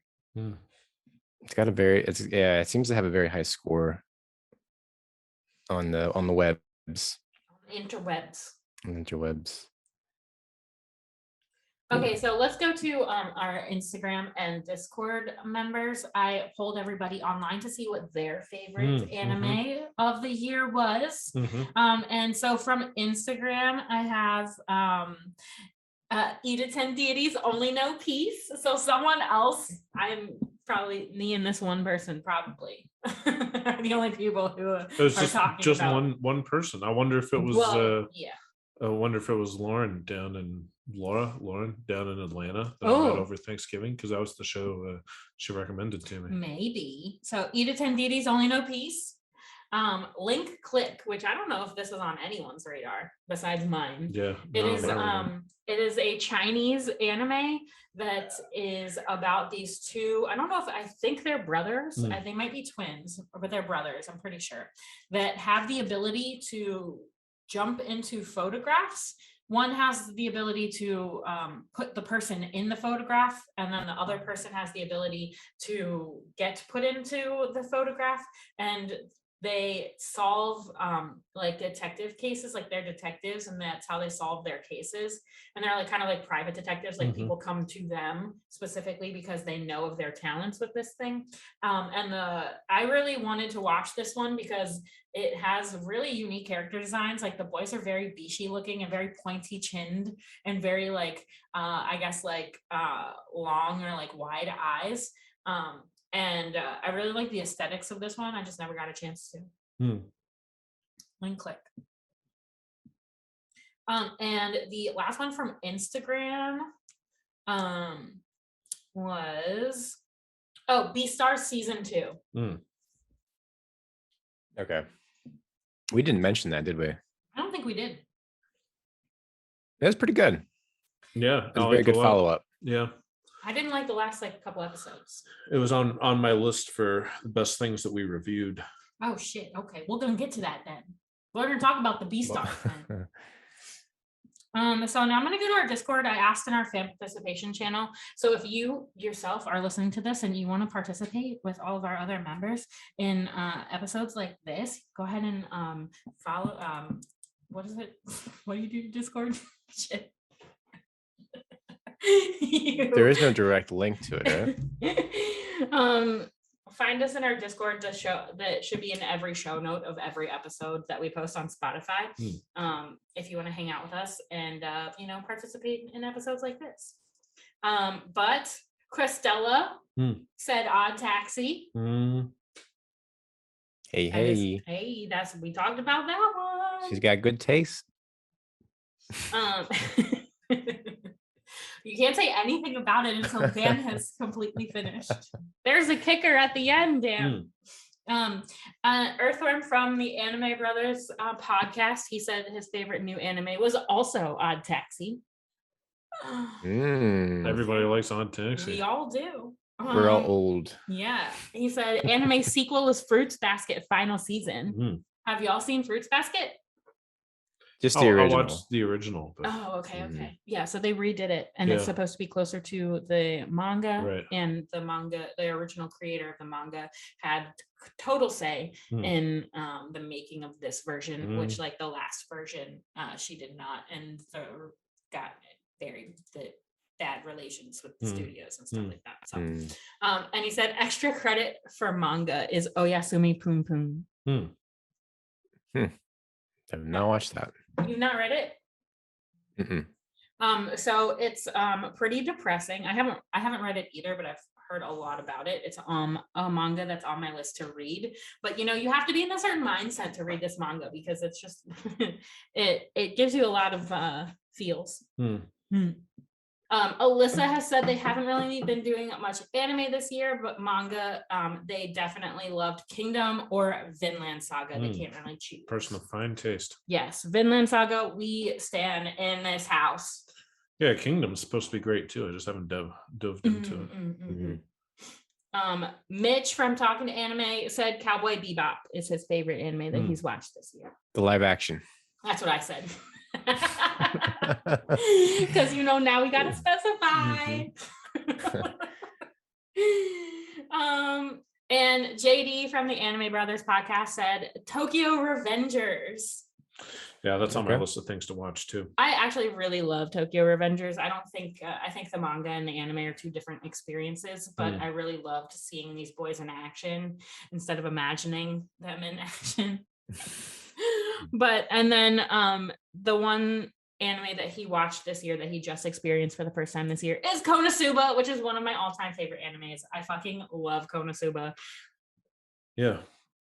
Maybe I'll make you guys watch it too. Let's do it. Give it to me, baby. the character interactions in that show are just literally on point, and they get better and better the more that they are together. Alpha Echo has said his favorite new anime is Mushoku Tensei, which is the correct answer. Every other answer is wrong. And his favorite continuing anime is Attack on Titan season 4. Dan knows a thing or two about that. AOT. And he also says the biggest shock of anime is Arcane, which is the Netflix anime that just came out. That About is League of Legends. League of Legends, but you don't Yes. have to have played or know any League of Legends lore. Oh, okay. In case you guys wanted to watch it. Yes, More it is on my personal. it is on my list of things to watch. I don't want to call it an anime for the sole reason that it's an American production, I believe. And I don't think there's any Japanese studios involved, but it looks fucking amazing. Yes. Like top-notch animation. Looks beautiful. Absolutely stunning. I watched a few minutes of the first episode, and I feel like the voice acting was very good. Okay. Yeah. Do you recognize anyone? No.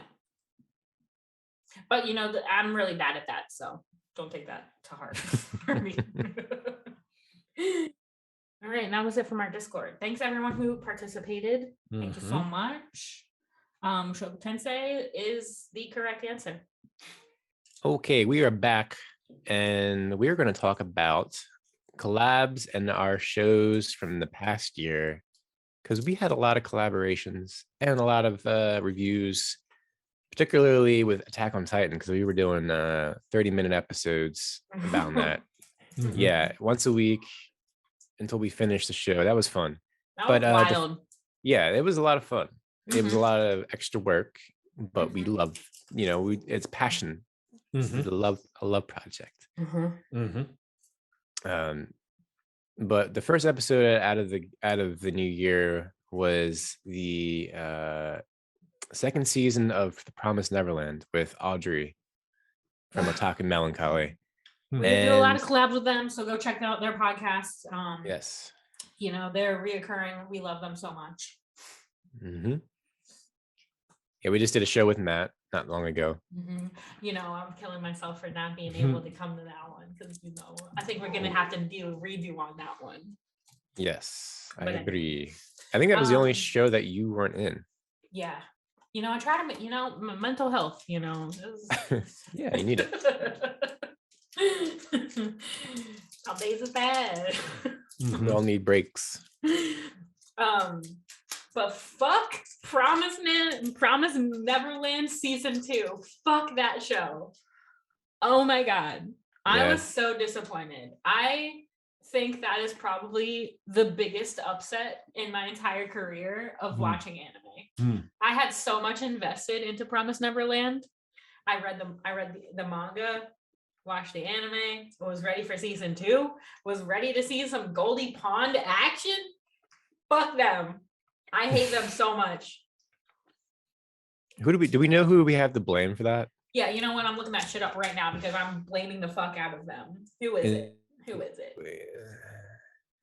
My guess would be I would think maybe the producers. I have to imagine it's the producers because there's so much content. It had to have been like they just didn't want to do it. Yeah. Well, it's probably somebody said, all right, we have enough to make like 5 seasons of this, and then somebody else on the food chain said, yeah, but the manga's finishing up, so there's no reason to do like 5 seasons of it. Finish it up next season. There's only going to be 2 seasons. Yeah, that shit pisses me off because I wanted to see all of it animated. Yeah. There are so many things that they missed out on that like totally negates everything that they went through in the first season. That pisses me off so much because like they didn't go through that shit for no reason. Yeah, with the first season, and I stand corrected. We reviewed the first season in anticipation of the second season. Yes. Which was flawless, almost, in my opinion. Am I of a supposed to show. blame? Am I supposed to blame the series composition person? Yeah, arguably, yeah. I'm calling him out right now. Okay, Toshia. Oh no, Toshia, what the fuck? what the fuck, my guy? Yeah. What the fuck do you do to my favorite series? Toshia, come on, man. Come on. Yeah. You should know better than this. What did you say, producer too? Who produced this shit? Who's the producer? Who is the producer? I'm calling that shit out right now. I'm on Say Quora. their name. Who? I said I'm on Quora right now, Oh. asking questions. They didn't put them up there on anything so that nobody could Somebody's scared. yeah, someone's scared. Own up to your mistakes. Anyway, fuck Yeah, do you have a Franxx, Quora account, Geoff? No, but well, apparently I Why do. don't you I'm ask logged the in. Redditors? I'm logged in the Quora right now. I don't know how. Maybe it's through Google. That's cool.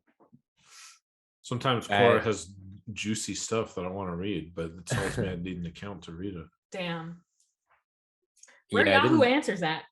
Yeah. No one seemed to really have a legitimate answer on Yeah, here. you know. They don't. Well, my big disappointment is a little bit more convoluted. My big disappointment was the Demon Slayer movie. Can we talk about this? Yeah, so my issue with the Demon Slayer movie is not with the movie itself, which is a good movie that I greatly enjoyed going to see, and we reviewed it. I gave it a good review. Yeah. My disappointment is that this was supposed to be, a canonical standalone movie event.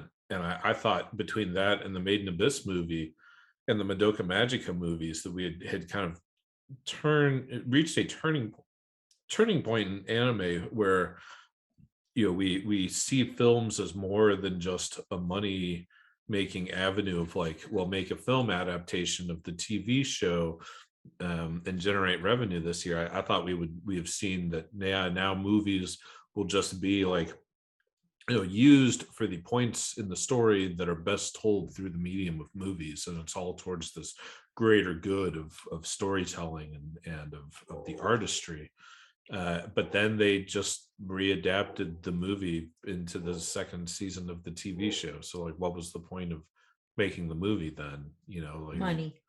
Well, exactly. That it's like, okay, still, Still it is about money. Yeah, still movies are of tertiary importance to anime franchises, and it's just about the money and not really about the story. And I get that comes with the territory. Anime has always been a weird capitalist enterprise, but it's a shame. It's disappointing. It makes the movie seem less than it actually is. No, I definitely agree with that because what's the point of watching the series at that point? If it's just adapting, if the only thing that's different between the movie and the first part of the second season is extra scenes, I'm just gonna wait for someone to upload the extra scenes to YouTube and watch all the extra scenes.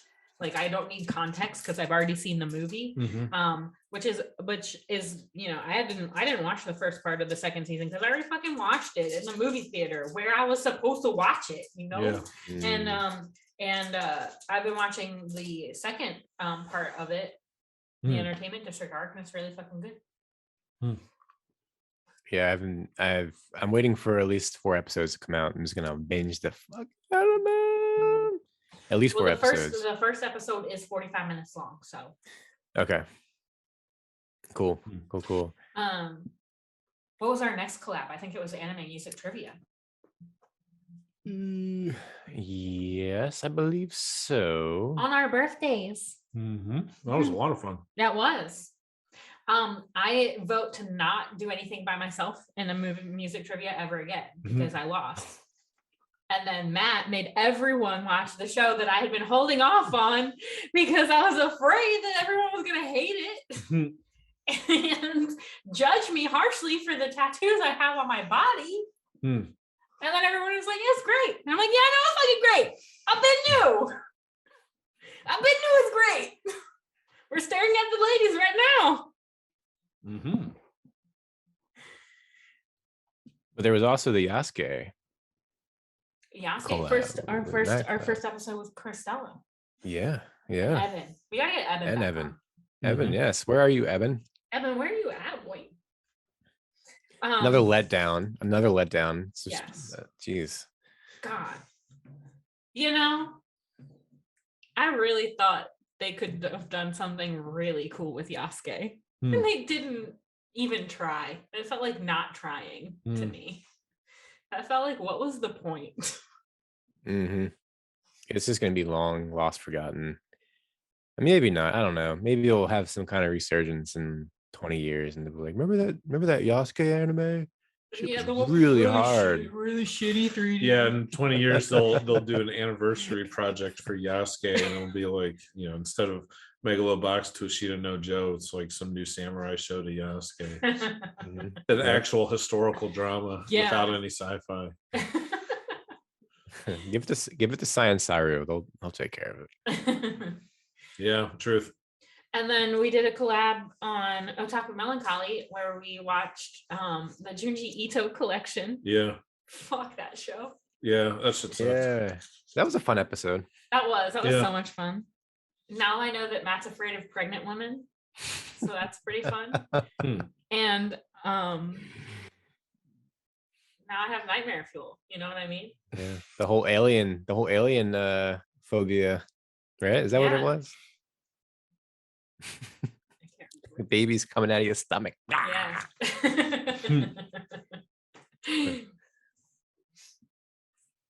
All right. Well, I wrote down my top 3 collaborations myself. Oh, stop. Collaborate and listen. That's Anyway, what you did there. Sorry. My number 3 was Christella's research. Oh. Just in general, whenever Christella came prepared, I felt like, wow, I'm so impressed. I literally love her so much. Christella, I love you so much. Yeah, me too.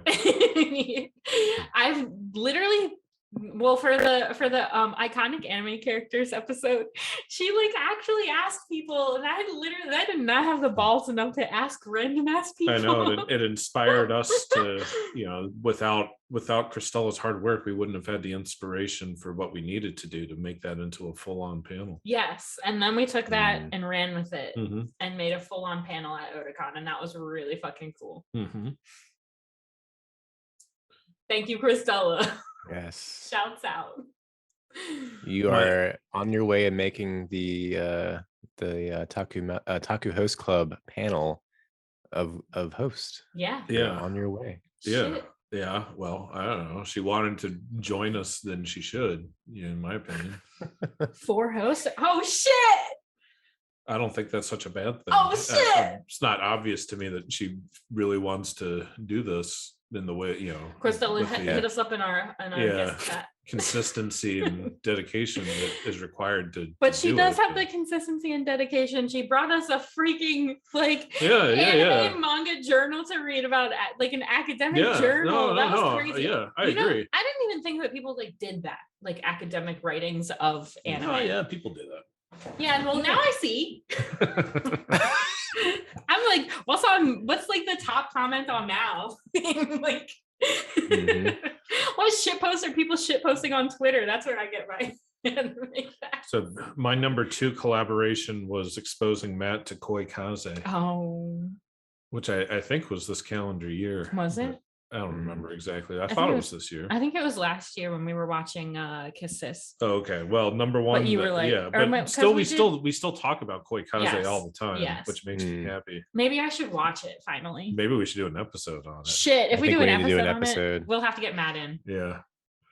And then my number 1 was the anime antagonist bracket battle. Oh yeah, the one where you spoiled shit for people. People were mad. That was super fun. Yes, I might have done that. Well, that was a lot of fun. I greatly enjoyed that. It was so much fun. I had to do research for that because a bitch hasn't watched Naruto since it aired.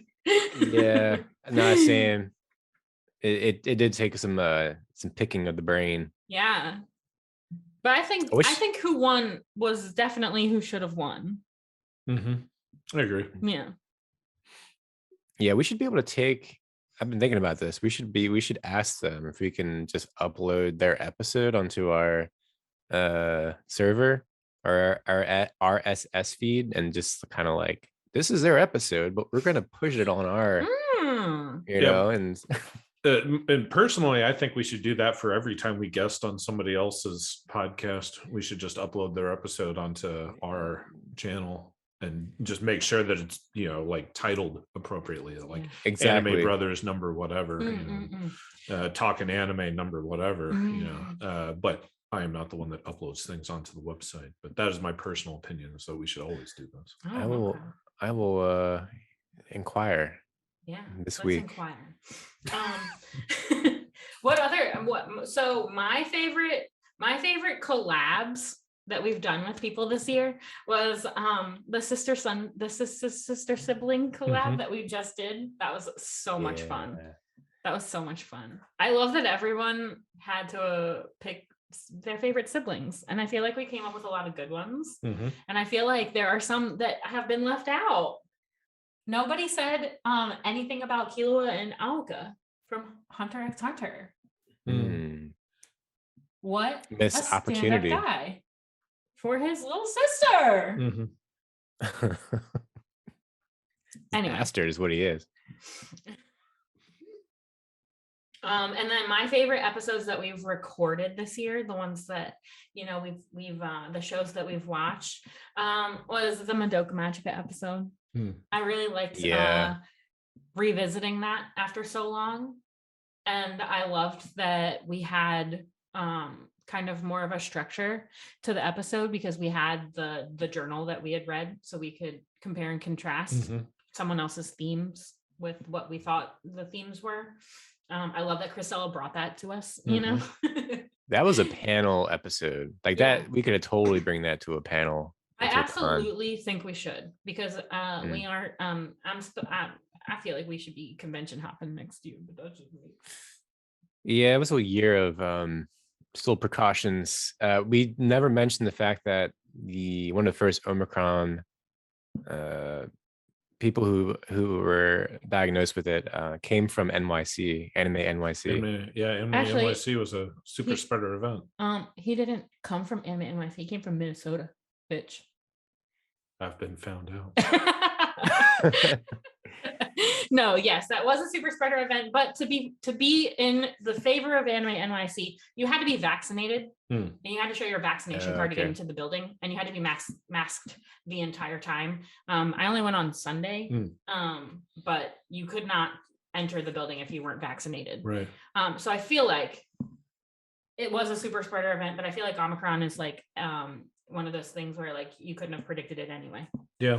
But I feel like everyone was safe. Like I didn't like, it wasn't like Otakon where you didn't have to be vaccinated to attend. Like you had to be vaccinated. Right. So, but that was crazy because I heard it on the news and I was like, bitch, they talking about an anime convention on the radio? Like, yeah. I went to that and all I could think about was just like, oh, how many people are walking around cosplaying that have Omicron right now? Well, that convention did restore my faith in conventions. I feel like Otakon was a little sad. a little melancholic, but Anime NYC was pretty hype. Everyone's energy was really really high. There's like 50,000 people that attend that one, so I feel like that's probably why. And you're in New York. I mean, I don't feel like anyone has a bad time in New York City. Like, I don't know. Whenever I go to New York, my vibes are high. But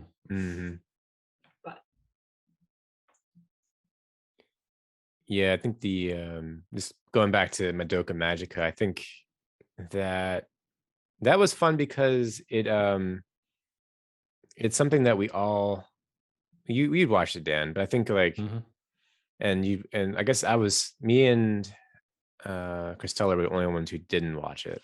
Yes. So we had like 2 people who watched it, 2 people who didn't watch it.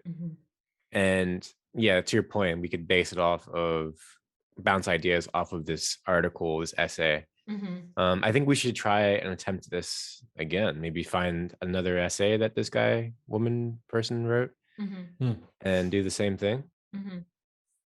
I think so as well. I think that'd be fun. Yeah, go.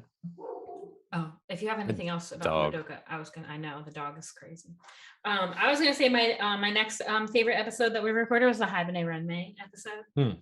I really love doing those director spotlights because you get to see. We review one of the shows, but I've watched a bunch of shows of his before.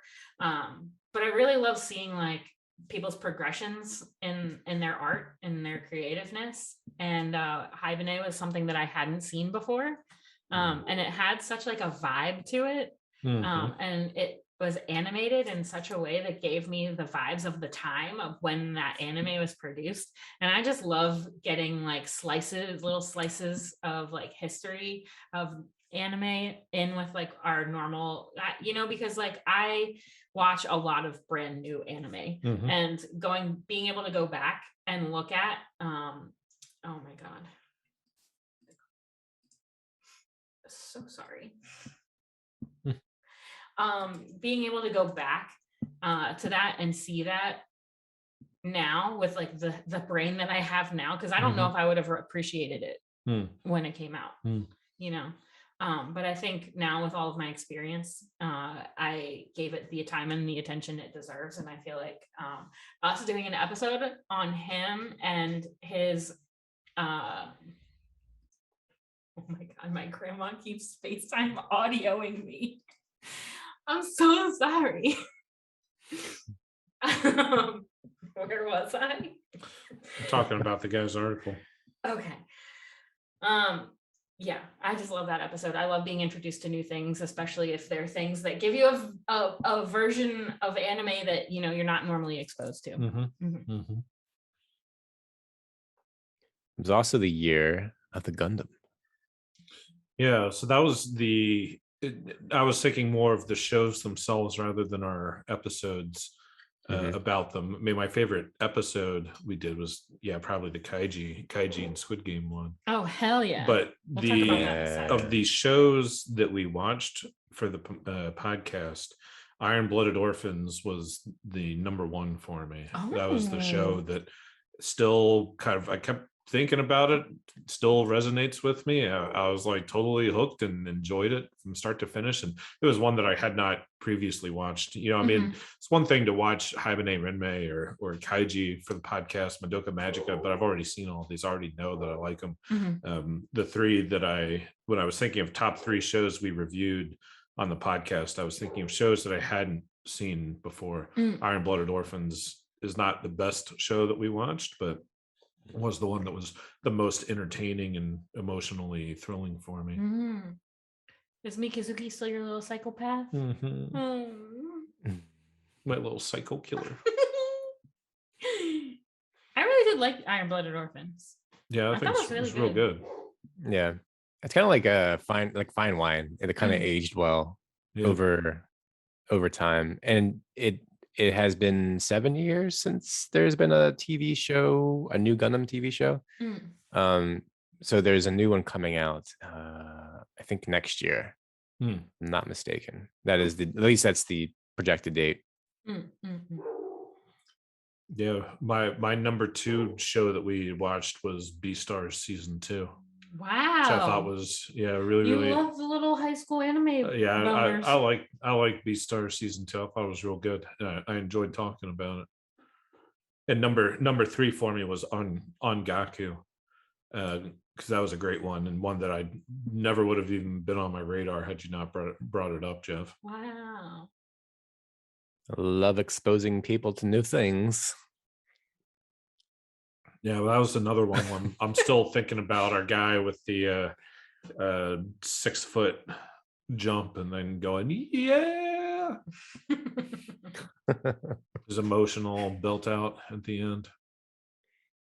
Yeah, there's so many there's so many things that I think kind of get swept under the rug or just missed in general, kind of go unnoticed, And I think this one kind of fits fits that mold.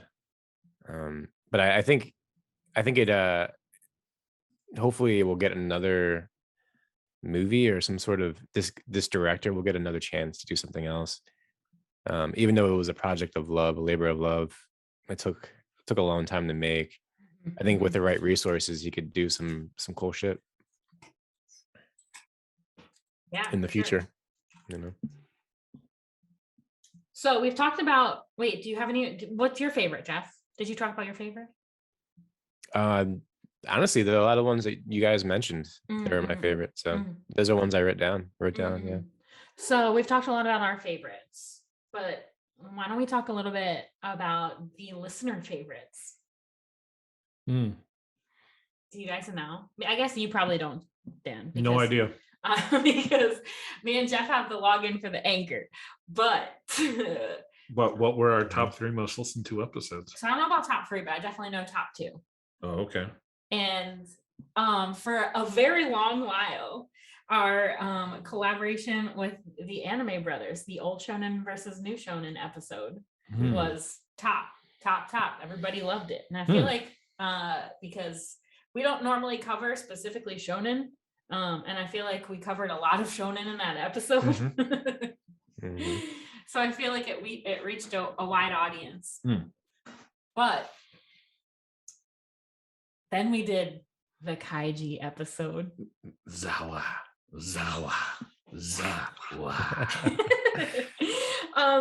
And I remember this very vividly because I was walking around I was walking around Koreatown in New York City, and Geoff is texting me, have you seen the numbers for this episode? It's like at 1,500. And I was like, excuse me? Like, what? I've literally never seen that many plays ever. And I'm like looking at the text message, and I'm looking up, I'm like starved. I've been walking around New York all day, and I'm like, no fucking way. Like, the people want to talk about Kaiji. I'm telling you, Kaiji's so fucking amazing. People just want to talk about Kaiji. Yeah, it's all about the Kaiji. And then when we got back, it was up to like 2,400 listens, and I was like, what the fuck is this? Like, this is crazy. I guess we just need to talk about more live action shows on Netflix. I don't know, how did Cowboy Bebop do? Not as well. Yeah. Spin-off. We'll do a spin-off podcast for live action. Yeah, we should. That's our bonus content on the Patreon. Yeah. Just listen to all of us rip these live action shows to shreds. We keep joking about a Patreon, but that might actually happen. We'll see. Yeah, speaking of live action shows, there's a show called Station 11 that just started airing a couple of weeks ago on HBO Max, and it is literally about a pandemic that destroys like 90% of the population on Earth. Cool. Damn. Yeah, so it's perfect timing. The book has been out for a while, but the show started production during 2020. Oh shit, like the So height of the like pandemic. Yeah, the year of the pandemic, and there's like signs in a lot of the shots of there's like a convention going on, and you'll see the 2020 in the background. It kind of hits home a little bit. It's like over drama. It's like a very exaggerated example of how flus work, but it's still like it's like, is it too soon, or is it like a sort of relief to watch something like this? But I highly recommend it. It's really good. If you can't watch it, at least check out the book, Station 11. Anyway, Kaiji versus Squid Game. I think you guys talked about all the big episodes that I can think of. Let us hop into our Discord or hit us up on Instagram and let us know what your favorite episode was. The dog chimed in. The dog loves No Game, No Life. Yeah. We did 2 Gundam reviews. Yeah, Gundam Hathaway too. With Hathaway, yeah. Mm-hmm. No little psychopath in Gundam Hathaway though. Orga, my guy though. So the other two little topics, one of the other topics that got brought up that we haven't talked about yet was the best merchandise we got this year.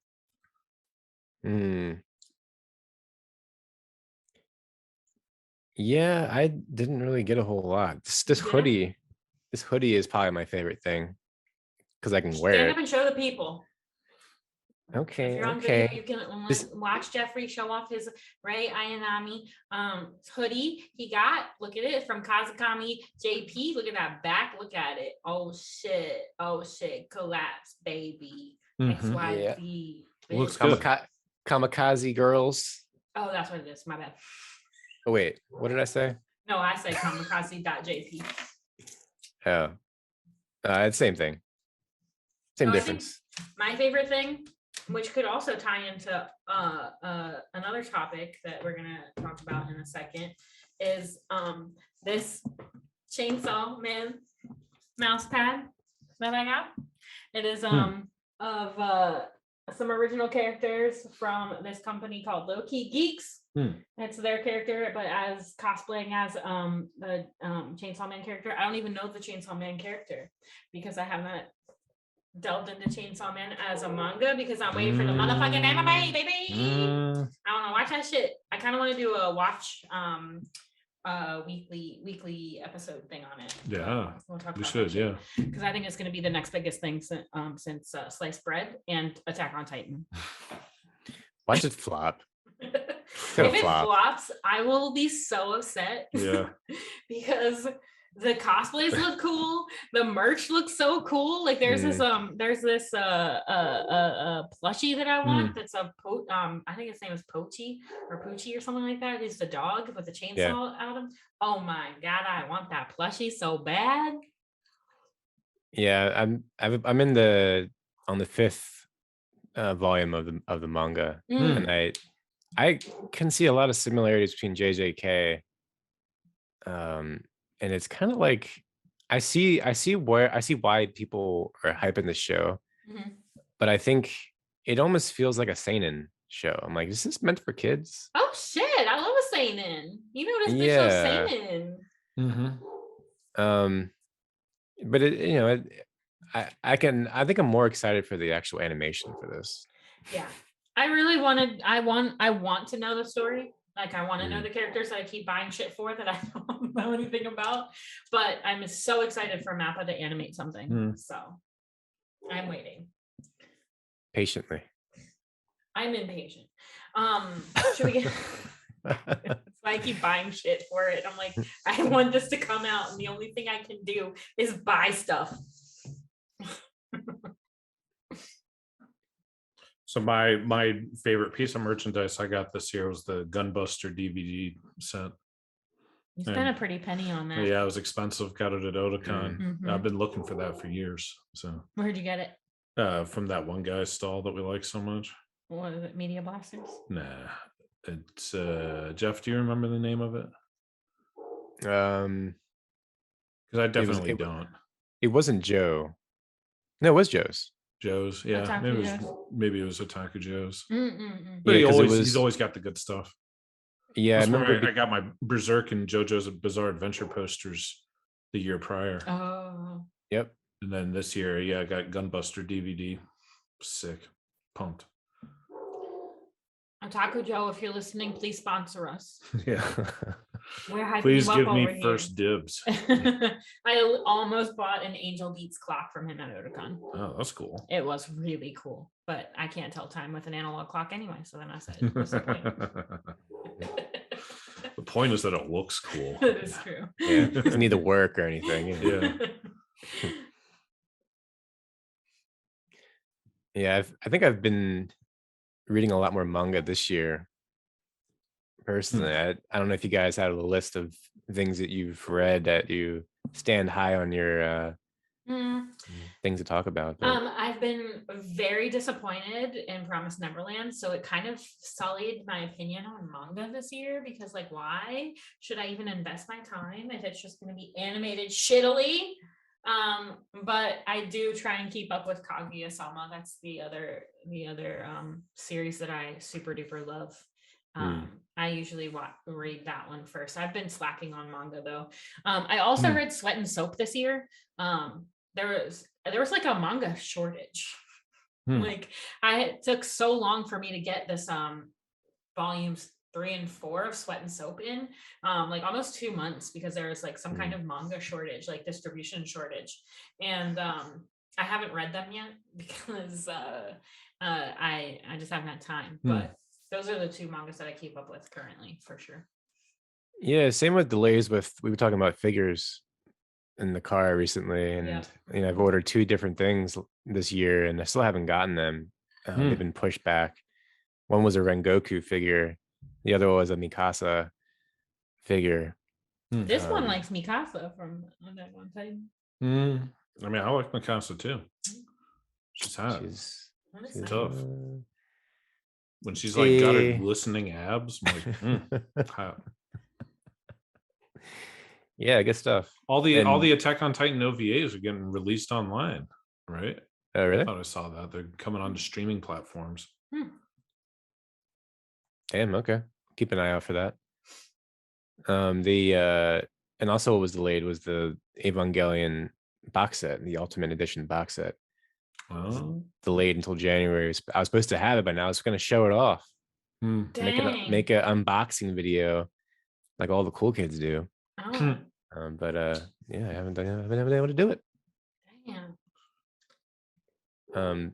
They did release what I really like is the Fist of the North Star. They reissued those in manga form. They're in these beautiful little books, like here. Oh, they do look beautiful. Yeah, the art looks gorgeous. Yeah, I think it's only. Yeah, it's not like the omnibus, like the Berserk omnibus, but it's still, I think, 2 volumes. It's about, how many chapters isn't in here? 13 chapters. So it's not bad.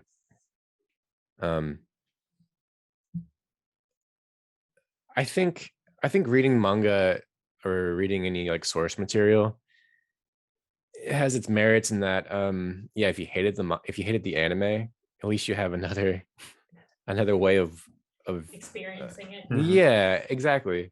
So, and I've been reading also the Berserk manga for the first time all the way through, and like that arguably is better than the anime, and in what it depicts, and like how the amount of violence and nudity is a lot greater. Not that necessarily is needed, but it's a lot more visceral, in my opinion.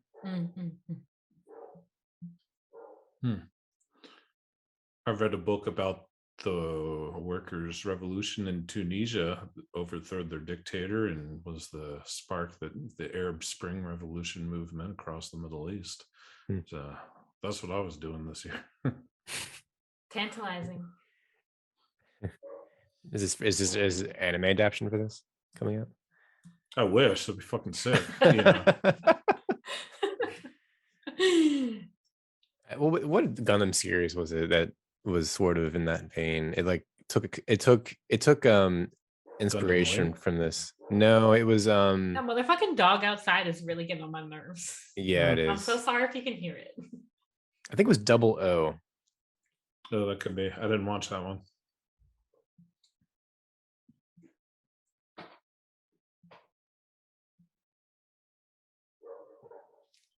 Yeah, it won't shut the fuck up.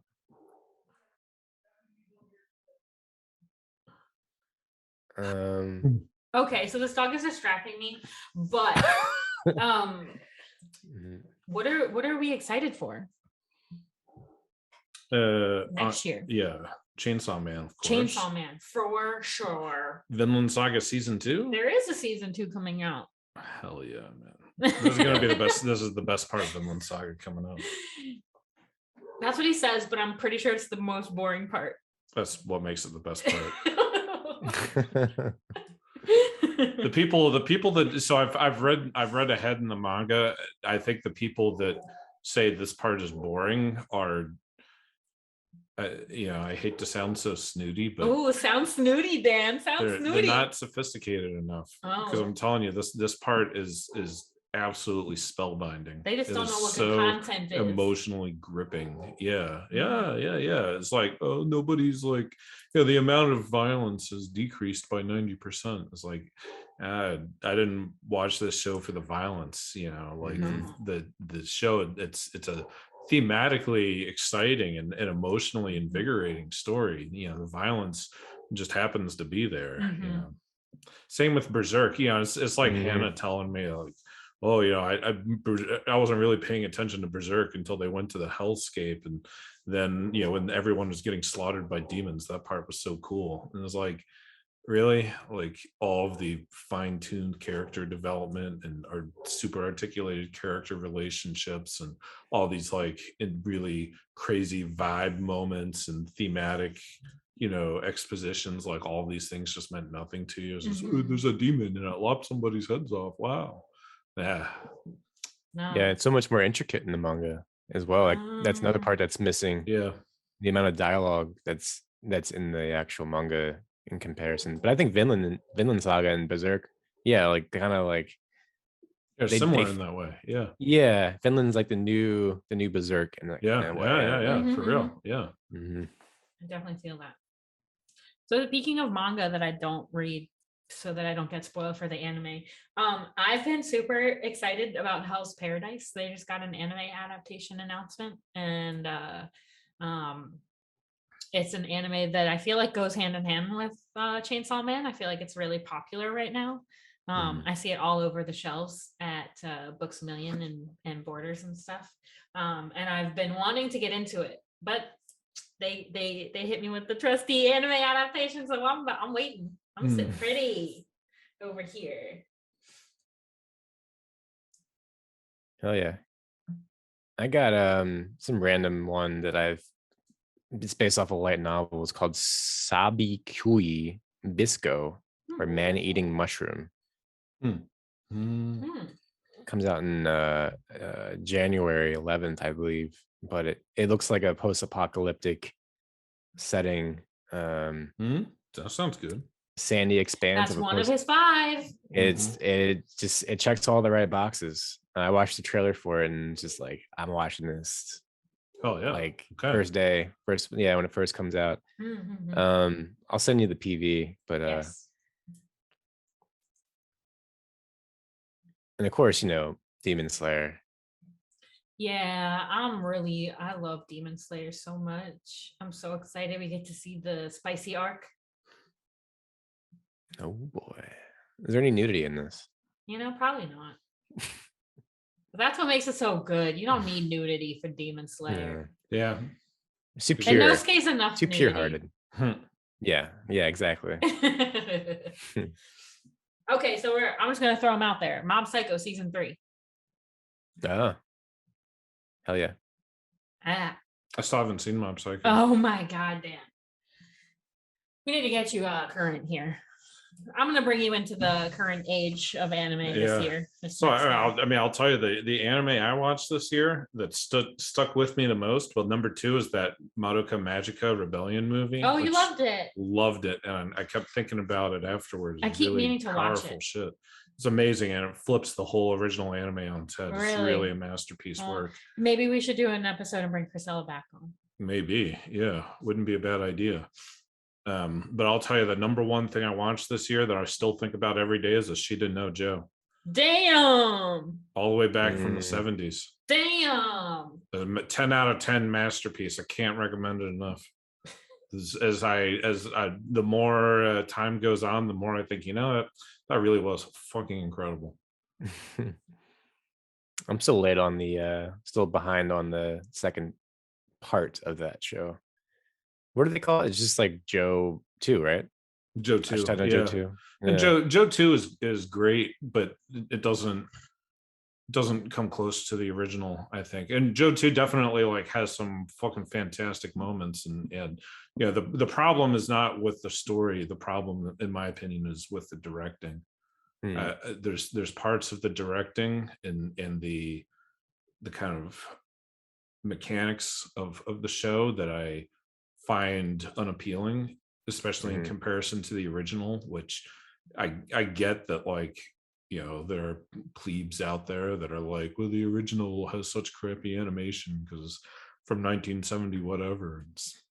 Yeah, but you know, it's not really about the animation, it's about the story, it's about the characters, you know, and these are very well articulated in the original in a way that they don't quite get there in Joe 2.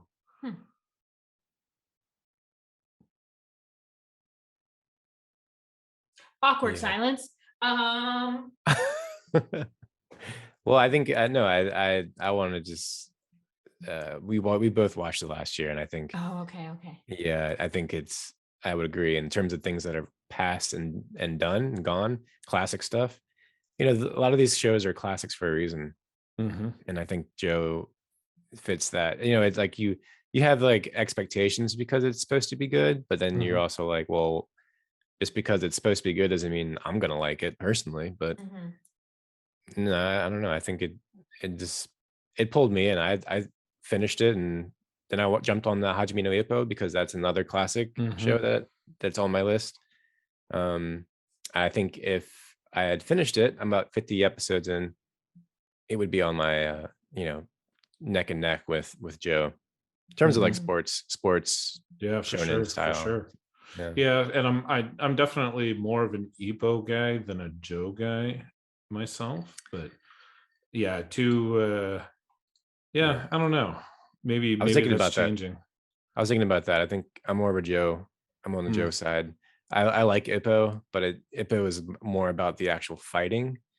Yeah. And Joe is more about the relationships of these characters and why they box versus, you know, I don't know. They're just two different shows. Yeah, Ippo is a bit more, a little bit more fun, a little bit more like kind of slice of life, like just Ippo hanging out with his guys, you know, it's their friend group, and yeah, it shows Ippo rising to the top, but there's not really like some great lesson to be learned or some statement about the human condition. It's just entertaining and rewarding to watch Ippo work hard and succeed for his hard work, and watch his friends have their own trials and tribulations, you know, compared to Joe, which is a much more adult, like, you know, there's more depth, there's more gravity to the situation. It's not just Joe and his friends hanging out, it's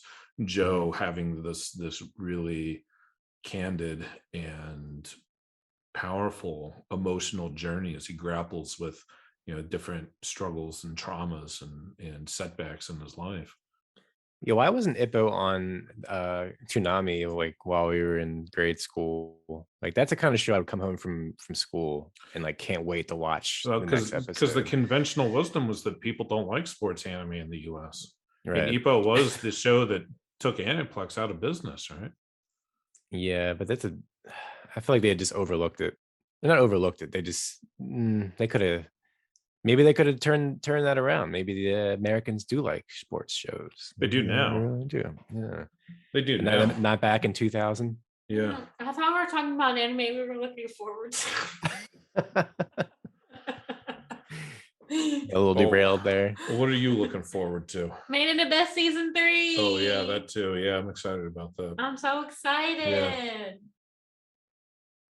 Made in Abyss. I still got to watch the movies. I do need to watch the movies. What the hell is going on? It was fucking great. Yeah. I risked my life to go see it in theaters. I feel like I could have want died. to sit and watch a couple movies, like the Madoka movie and the Made in Abyss movie and the JJK movie that's coming out hopefully in the US soon. Yeah. Well, we got a whole week off, and maybe that will be on my list. Things to binge.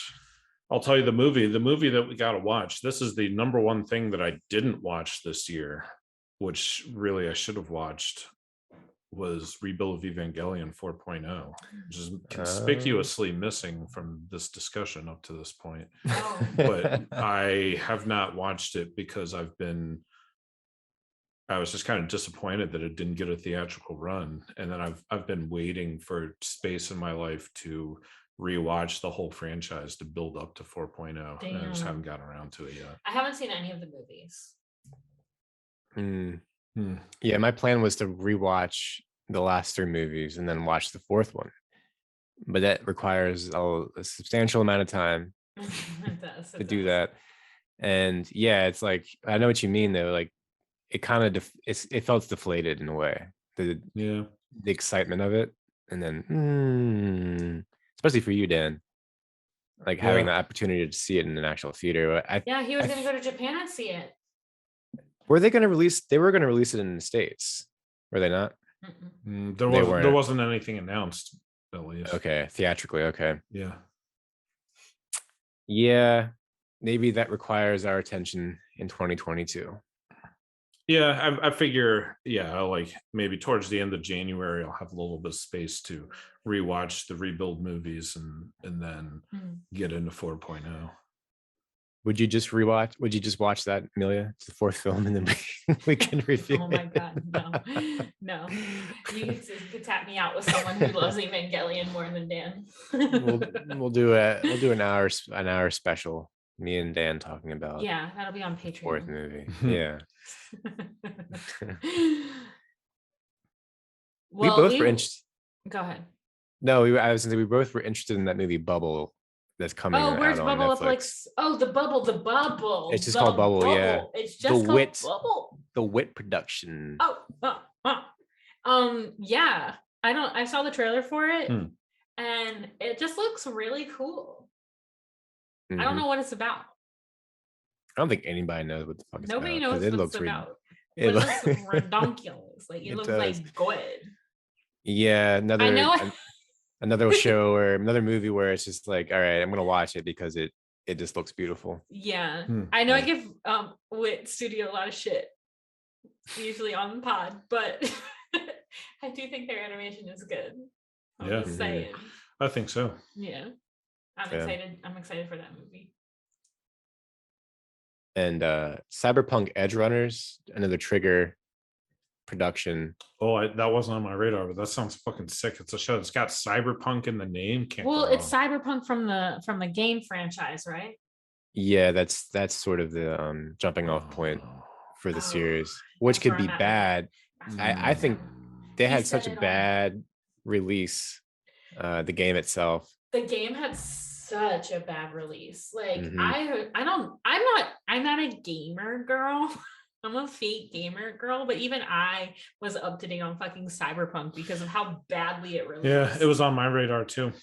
But like, I think that's like kind of what they do with new games is they just release it and then put a bunch of patches in after the fact. Yep. Which is fucking annoying for people who play the game. Yep. I feel like because you don't get the game experience. You get the first, like, bitch, did you beta test this shit? Like, what? I'm confused. You knew about all this shit and released it anyway? The producers and people like EA, they put so much pressure on these studios to release their games when they're not done because they got to meet these quotas, you know. Yeah. Bullshit. And it just fucks it all up. The Battlefield had the same problem. It's so buggy and there's so many issues with the maps. And people are buying, they're pre-ordering these games and spending the money on it, so they know they can get away with it. Yeah. So annoying. Yeah. So Studio Trigger's doing a video game adaptation. His face says it all, guys. If you're not on video, better on video. I don't think it's really an adaptation necessarily as much as it is a spin-off, you know. I imagine it's not going to be like a retelling of the game, if that makes sense. Fingers crossed. There's also Uzumaki's. They delayed that a year? Really? I mean, they have in the past. I think it's supposed to come out in October of next year. Gosh, okay. Yeah, fall 2022 is also a new Makoto Shinkai movie. Oh yeah, Mr. Shinkai. Yeah, but it's gonna be the same shit we already done seen. No, his filmography is actually pretty diverse. In the past. Yeah, so we made 2 movies that are similar to each other. They're too similar. They're not. They're supposed too to be. They're similar. supposed to be like the opposite sides of the same coin. No. One is about 2 lovers that are fated to be together. And so is the other one. The other one is about lovers that are not fated to be together. They're fated to be apart, but they make conscious decisions to struggle against their fate and come together despite the cost to other people around them. I still think Ride Your Wave is better. Not even close. We never talked about Dr. Stone. That's another season coming out. Yeah. Well, the last season was so mediocre, in my opinion. It really lost its charm. Really? In the second season. Maybe I'll never watch it then. I mean, you should watch it. But I know I'm gonna watch it. I guess I bought the manga for it. I read the manga up until like the 5th volume, and then second season, I was just like, where did all of the charm go? It was just about getting to it was about getting through the prequel. This was basically the prequel, and now the real story is starting. Apparently, is what I have heard of it, but.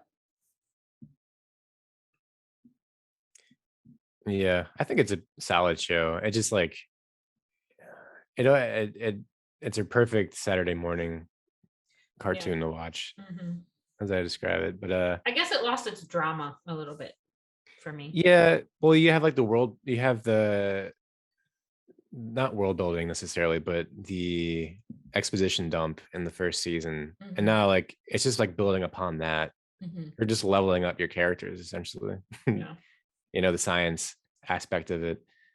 The only other thing I am kind of looking forward to is Spriggan, the ONA. It's a David Productions what is studio. That? It's so there was a movie that came out, I think it was in the 2000 something, early 2000s, and it didn't do very well. But it's still like it was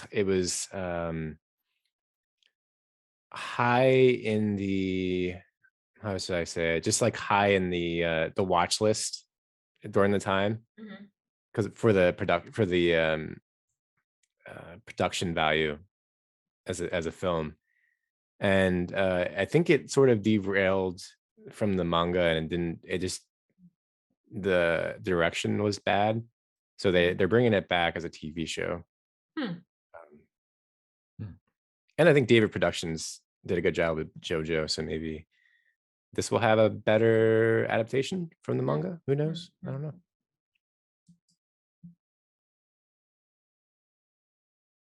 Let us know what your favorite thing you're looking forward to is in our Discord. Chat us up. We want to know what you're excited for. Maybe we'll do an episode on it. Depending. And yeah. Thanks for podcasting with me for a whole nother year, guys. That was amazing. Yeah.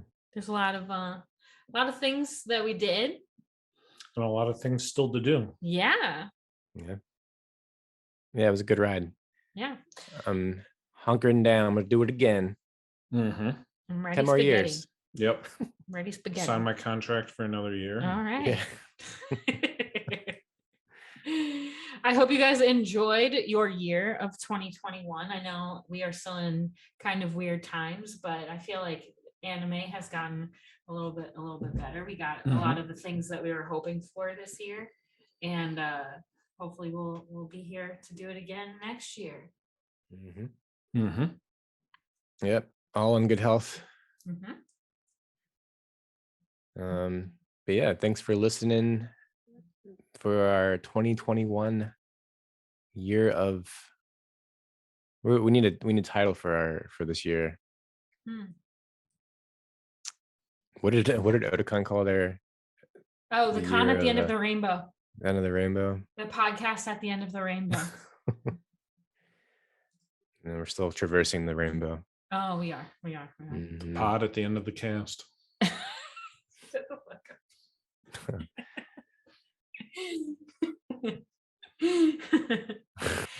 Oh my gosh. Okay. Thank you guys so much for listening. We love all of you, and hit us up in our Discord if you want to chat with us. See you next year.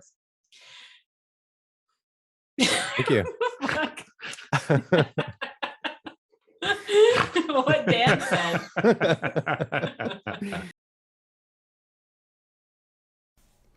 We hope you enjoyed that episode of the Otaku Host Club podcast. If you want to be a part of the conversation or participate during episodes, hop on into our Discord server. The invite link should be in the show notes of wherever you're listening to this on.